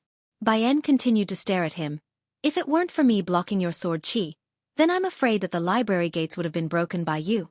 Luo Jian, do you recognize your crime now?" Luo Jian's face suddenly dropped after hearing that. What the vice headmaster said was correct. If the sword chi he had shot out was dodged by Jian Chen and continued onwards, then the library gates would have been broken beyond repair and might have also hurt the audience that was watching. Whether or not Jian Chen would have been able to dodge the sword chi, Luo Jian didn't dare to say. If he did voice out this scenario, then he was afraid of another charge being dropped on him. Because the school had clear-cut rules, it said that students were free to give each other pointers, but if they were to intentionally hurt someone, then they would be severely punished. Besides, he had deliberately used his sword chi to injure someone who wasn't even a saint yet, so the situation was even more complex. Although he had expected this type of end result, he had thought that he would be able to get away with more.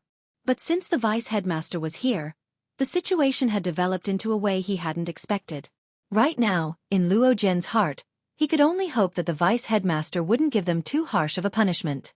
"Luo Jian has recognized his crimes," he said in direction of the vice headmaster. He didn't dare be arrogant. Bai En snorted once more to himself before saying, "Luo Jian, you have already violated one of the rules of the academy. I therefore sentence you to the contemplation hall to reflect on your crimes for a month. Do you have any objections?" The contemplation hall was where students who had violated the rules of the academy would go to. Although it had the word hall in its name, it was nothing more than a small stone house. It was smaller than a dorm room and could hold only one person within it. Once the door was closed, the person inside would be placed inside a pitch-dark room. No matter how strong the outside light was, it would not be able to penetrate through the stone house. Aside from seeing nothing, no sound would be able to get across either. Even if the strongest hailstorm was happening, the person inside would not notice a thing. Luo Jian has understood with all of his heart, and has no objection, he said with a bow of his head. His tone was respectful, and no one would have thought that while he looked repentant, the poison in his heart was growing with his grievances against Jian Chen. The vice headmaster nodded his head. A jollier expression was returning to his face. You may leave then and look for the contemplation hall yourself to reflect. Afterwards, Bian turned his eyes towards the anxious Cheng Mingxiang. Cheng Mingxiang, even with your strength, to think that you were bullying a freshman, our Kargath Academy has lost face because of you. Cheng Mingxiang expressionlessly said. Vice headmaster's teachings are correct. Mingxiang understands his wrongs, and will not repeat them ever again. Cheng Mingxiang, I hope that you bear in mind, this is Kargath Academy, not your Hua Yun sect. If you want to continue living within Kargath Academy, then you must learn to comply with the rules. Otherwise, even if you are the young lord of the Hua Yun sect, you will be punished accordingly. I hope that there won't be a repeat of this event. You may leave.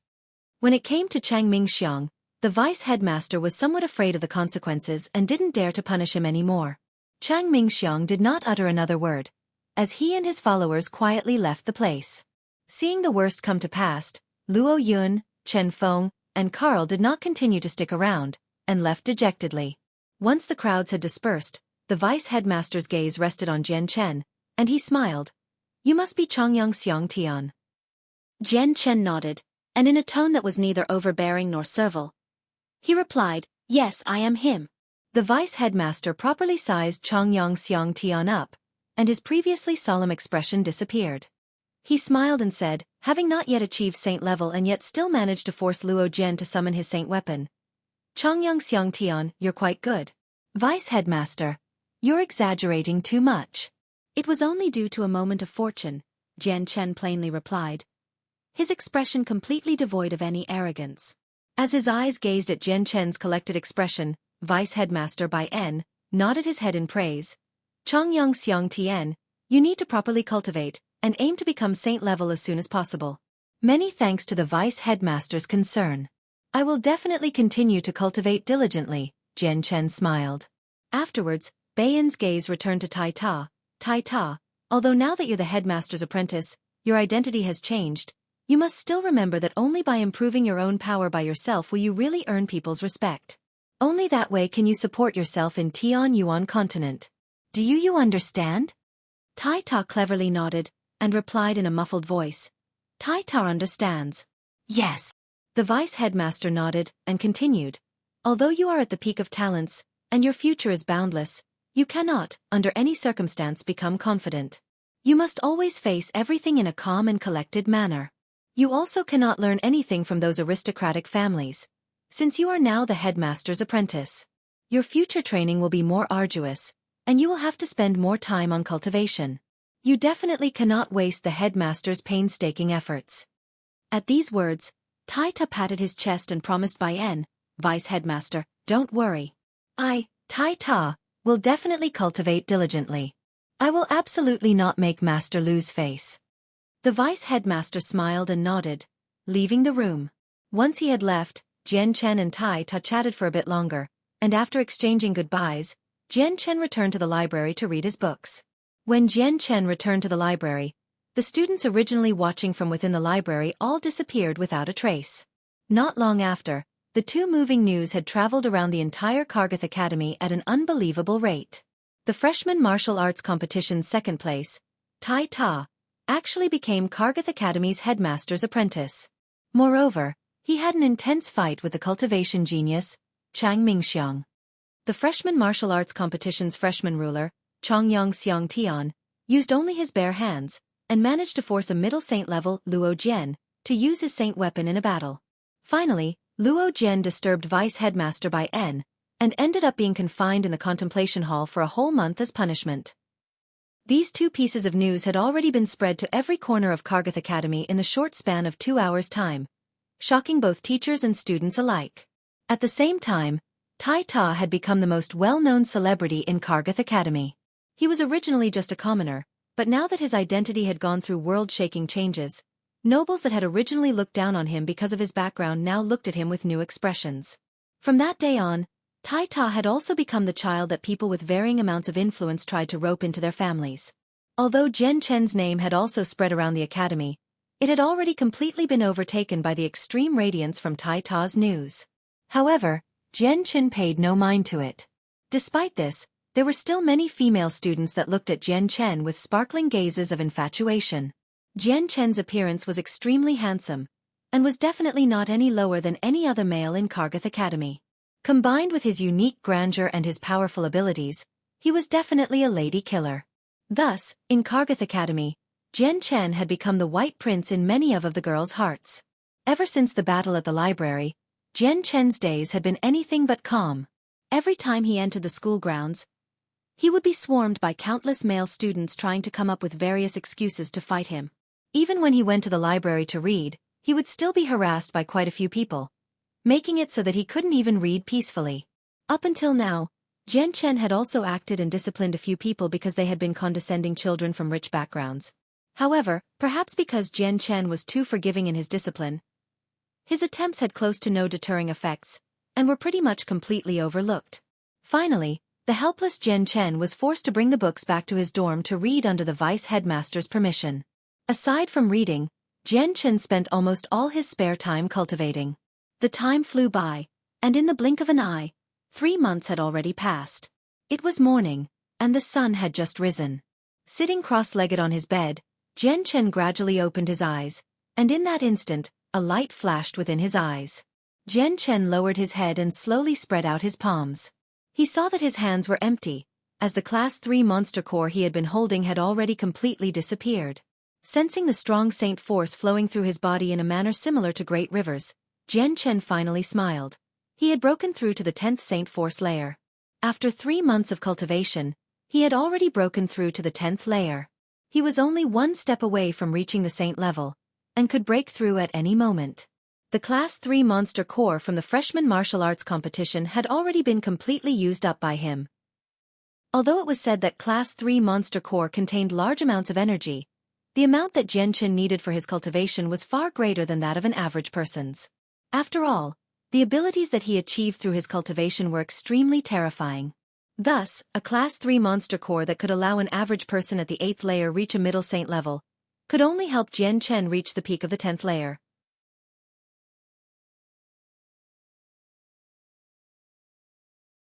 Chapter 32. Monster Core Hunt. Jian Chen looked outside at the sky from his window. The sun had been out for a while, so Jian Chen knew that it was no longer early in the morning. Today was a special day for Kargath Academy since this was when they would hold a large-scale event where all the students and teachers would take part in. This event was called the Wilderness Survival. Every student would have to leave Kargath Academy to live in the forest 20 miles away for 3 days. Within the 3 days, every student had to have at least 2 Class 1 monster cores. For those who reached the saint level, then they would need 2 Class 2 monster cores. The amount of monster cores wasn't limited, but whoever got the most monster cores would be gifted with a rich reward. An Earth Attribute Class 4 monster core as well as a space ring. The reward was so tempting, that if put under the nose of the children from rich backgrounds, even they would become emotionally moved from it. At the same time, any student that had reached this standard could also access the books about various battle skills and cultivation methods on the library's 4th level. This reward was especially enticing to those from average commoner families. Battle skills were techniques that could create strong attacks. Along with the distinct uses of Saint Force, it could boost one's power to 120%, making them techniques that would completely surpass one's original abilities. On the other hand, cultivation methods could only be used when one reached the saint level. Some commoner families didn't even know the lowest level cultivation methods, and so children born in these families have to rely on the superficial breathing method given to them to cultivate Saint Force. These breathing methods were circulated around the entire Tianyuan continent. Their steps were extremely simple, so most commoner families knew everything about these methods. The only downside was that these breathing methods could only help them cultivate to the 10th Saint Force layer, and were completely useless to people who had already reached Saint level. Thus, battle skills and cultivation methods were seen as unattainable treasures to commoners. On Tianyuan continent, all the battle skills and cultivation methods were divided into 4 levels: Human Tier, Earth Tier, Heaven Tier and Saint Tier. Every tier were then split into 3 separate levels: Primary, Middle and Advanced. After leaving the dorms, Jian Chen headed straight for the sports field.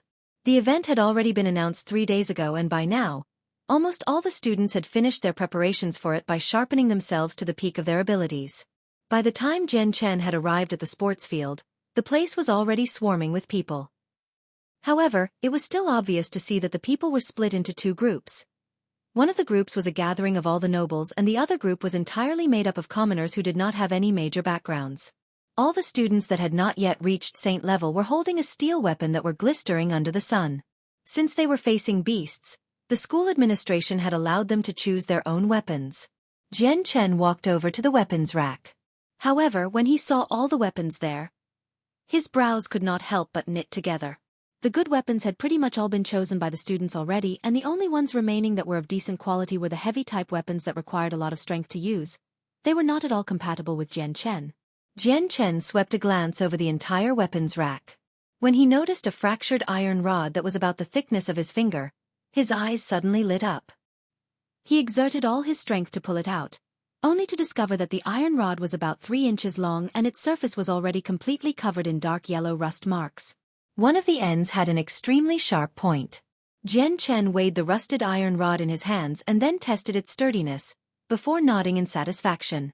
This iron rod seemed somewhat unsuitable at a glance, but its heaviness and length were compatible with Jian Chen and amongst the remaining weapons, only this iron rod would be able to bring out most of Jian Chen's abilities. At this moment, Tai Ta walked out from the crowd. On his back was an enormous axe that was practically as large as him. It made Tai Ta seem even more impressive and powerful. Tai Ta walked up to Jian Chen and his gaze rested on the stained iron rod in Jian Chen's hands. His eyes could not help but show confusion as he asked, "Hi, Chongyang Xiangtian, what are you doing with an iron rod?" Jian Chen laughed. "What else could I do with it? Of course it's to be used as a weapon." "No way, Chongyang Xiangtian, you're actually using this lousy iron rod as a weapon? You. Is your brain okay?" Tai Ta asked in shock. Jian Chen chuckled and did not explain any further. Although Tai Ta could not understand why Jian Chen would use such a lousy iron rod as a weapon, he did not continue to pursue this question. Instead he said, "Chongyang Xiangtian, how about the two of us team up? If we join hands, then none of the Class 1 magical beasts can obstruct us. We would even be able to overwhelm a Class 2 magical beast. Moreover, I've been hunting wild beasts in these types of forests since I was young, and I've gradually learned quite a bit of experience about surviving in the wild. If you're together with me, I promise that you won't have any hardships." Jian Chen considered it for a while. Finally, he nodded his head in agreement at Tai Ta's offer. The school did not prohibit students from forming groups of 3 to 5 people to kill the magical beasts, so many students ended up moving together as small groups. At that moment, a handsome noble carrying an arrogant air walked up to Tai Ta and smiled. "Hello Tai Ta, my name is Xueqi. I'm at the peak of the 10th Saint Force layer. Do you want to become partners with me? I believe that if we join hands, hunting magical beasts will be much easier for us both." Tai Ta glanced at Xueqi and shook his head. "No need, Chongyang Xiangtian and I together are enough. We don't need any more people to join." Faced with Tai Ta's rejection, Xueqi did not show any despair. He turned to look at Jian Chen, and his face immediately turned haughty. This person must be Chongyang Xiangtian, the 4th lord from Lore City's Chongyang clan. My father is the leader of the Xueqi clan in Forbidden City. Does Junior Chongyang Xiangtian welcome me into your group? Although Xueqi's words were still in a relatively respectful tone, his words had a threatening force behind them. Forbidden City was a king's city, and when it came to the Jessen Kingdom, Forbidden City was considered to be an imperial city because the imperial palace was situated in Forbidden City. Hearing the forcefulness behind Xueqi's words, Jian Chen knit his brows. He swept his gaze over Xueqi's handsome face, and coldly replied, "I apologize, but we no longer need any additional people. After all, we're only facing Class 1 magical beasts, so we don't have the time to spare babysitting others." Hearing this, Xueqi immediately turned the color of pig liver. His face darkened at Jian Chen's meaning, and it was obvious that Jian Chen was looking down on Xueqi's abilities. Xueqi's face grew stormy, and he maliciously glared at Jian Chen's indifferent expression, before coldly snorting and walking away. After Xueqi left, quite a few people from complex backgrounds approached. These people did not want to greet Tai Ta, but only wanted to join his group. However, all of them were rejected. Tai Ta had no feelings for any of these people, and he was unwilling to interact much with them. After everyone had left, a youth around 20 years old, with a tall and sturdy stature, not very different from Tai Ta's, walked over from the distance. He walked straight towards Jian Chen, and reached his hand out to strongly pat Jian Chen's shoulder and laughed. "Fourth brother, you've become the school's celebrity now. Amongst all of Kargath Academy's students, I'm sure that at this point, there is nobody that doesn't know of your reputation. Not bad, not bad. You haven't lost Chongyang clan's face, and your older brother has been able to draw on some of your spotlight too." The sturdy youth was Jian Chen's older brother, Chongyang Hu. He was currently sporting an extremely happy expression, and it was clear that his excitement was genuine. Jian Chen smiled. "Big brother, stop joking around. All right, you've come at a perfect time. Why don't we join groups for this event?" Chongyang Hu shook his head as he seemed to have thought of something. He happily replied, "Fourth brother, if you had asked me a week ago, perhaps your older brother would have agreed to form a group with you. However, I can't right now, because a week ago, your brother finally broke through to the saint level, thus becoming a saint. This means that during today's event, I will be entering the third layer to kill Class 2 magical beasts, so I can't be together with you." While saying this, a powerful saint force was emitted from Chongyang Hu's body, his hands glowing with a yellow light, forming a large, double-edged battle-axe. The battle-axe was about as large as a wash basin, and gave off a yellow glow. "Fourth brother, not bad, right? After I broke through to saint level, I was shocked to discover that I actually have the earth attribute," Chongyang Hu said proudly. Saints that had attributes normally had huge advantages when fighting saints without attributes. If the two had the exact same levels of strength and fought each other, under normal circumstances, the saint with attributes would ultimately be the victor. A person could only discover if their saint force had attributes after breaking through to the saint level. Thus, anyone that had not yet become a saint were not able to detect if their saint force had attributes or not. However, the chances of having an attributed saint force were extremely low. On average, 1 out of 1,000 saints could use attributes in their saint force. In addition, pretty much all of the ones gathered in Kargath Academy were the ones that had the highest potential in all of Jessen Kingdom. That's why it was perfectly normal for many saints to have attributed saint force amongst a group of 1,000 students. Seeing the double-edged battle-axe in Chongyang Hu's hands, Jian Chen could not help but happily smile. "Big brother, congratulations for successfully breaking through and becoming a saint. You even have an attribute." Chongyang Hu's expression was extremely happy, and he reached his hand to point at a few youths that were with him. "That's right, fourth brother, I must introduce these people to you. These are the relatively outstanding children directly under my command. Their names are Chongyang Ao Jian, Chongyang Feng, and Chongyang Xiao Tian. We greet the fourth master." The three youths simultaneously bent over in greeting, their attitudes extremely respectful. The hierarchy in the Chongyang clan was extremely strict, so although they were the more outstanding members of the Chongyang clan, their statuses were much lower than Jian Chen's. Even though they were all older than Jian Chen, they still had to treat Jian Chen with a respectful manner. Moreover, while saluting the younger Jian Chen, the three of them did not feel any traces of unfairness. On the contrary, they actually felt a sense of pride. After all, Jian Chen had managed to defeat the saint, Ka Di Yun, when he was only at the 8th Saint Force layer, and had managed to fight to a standstill while bare-handed against Luo Jian. Finally, he had even forced Luo Jian to use his saint weapon. All of Jian Chen's achievements made the entire Kargath Academy sigh in admiration. In the presence of the other members of the Chongyang clan, they couldn't help but feel proud. Not just because Jian Chen was a member of their clan, but that because he was the fourth lord of the Chongyang clan. You're tuning in to the Xueqi's Martial Arts Saga YouTube channel. Don't forget to subscribe and join us on this journey to catch the most captivating stories.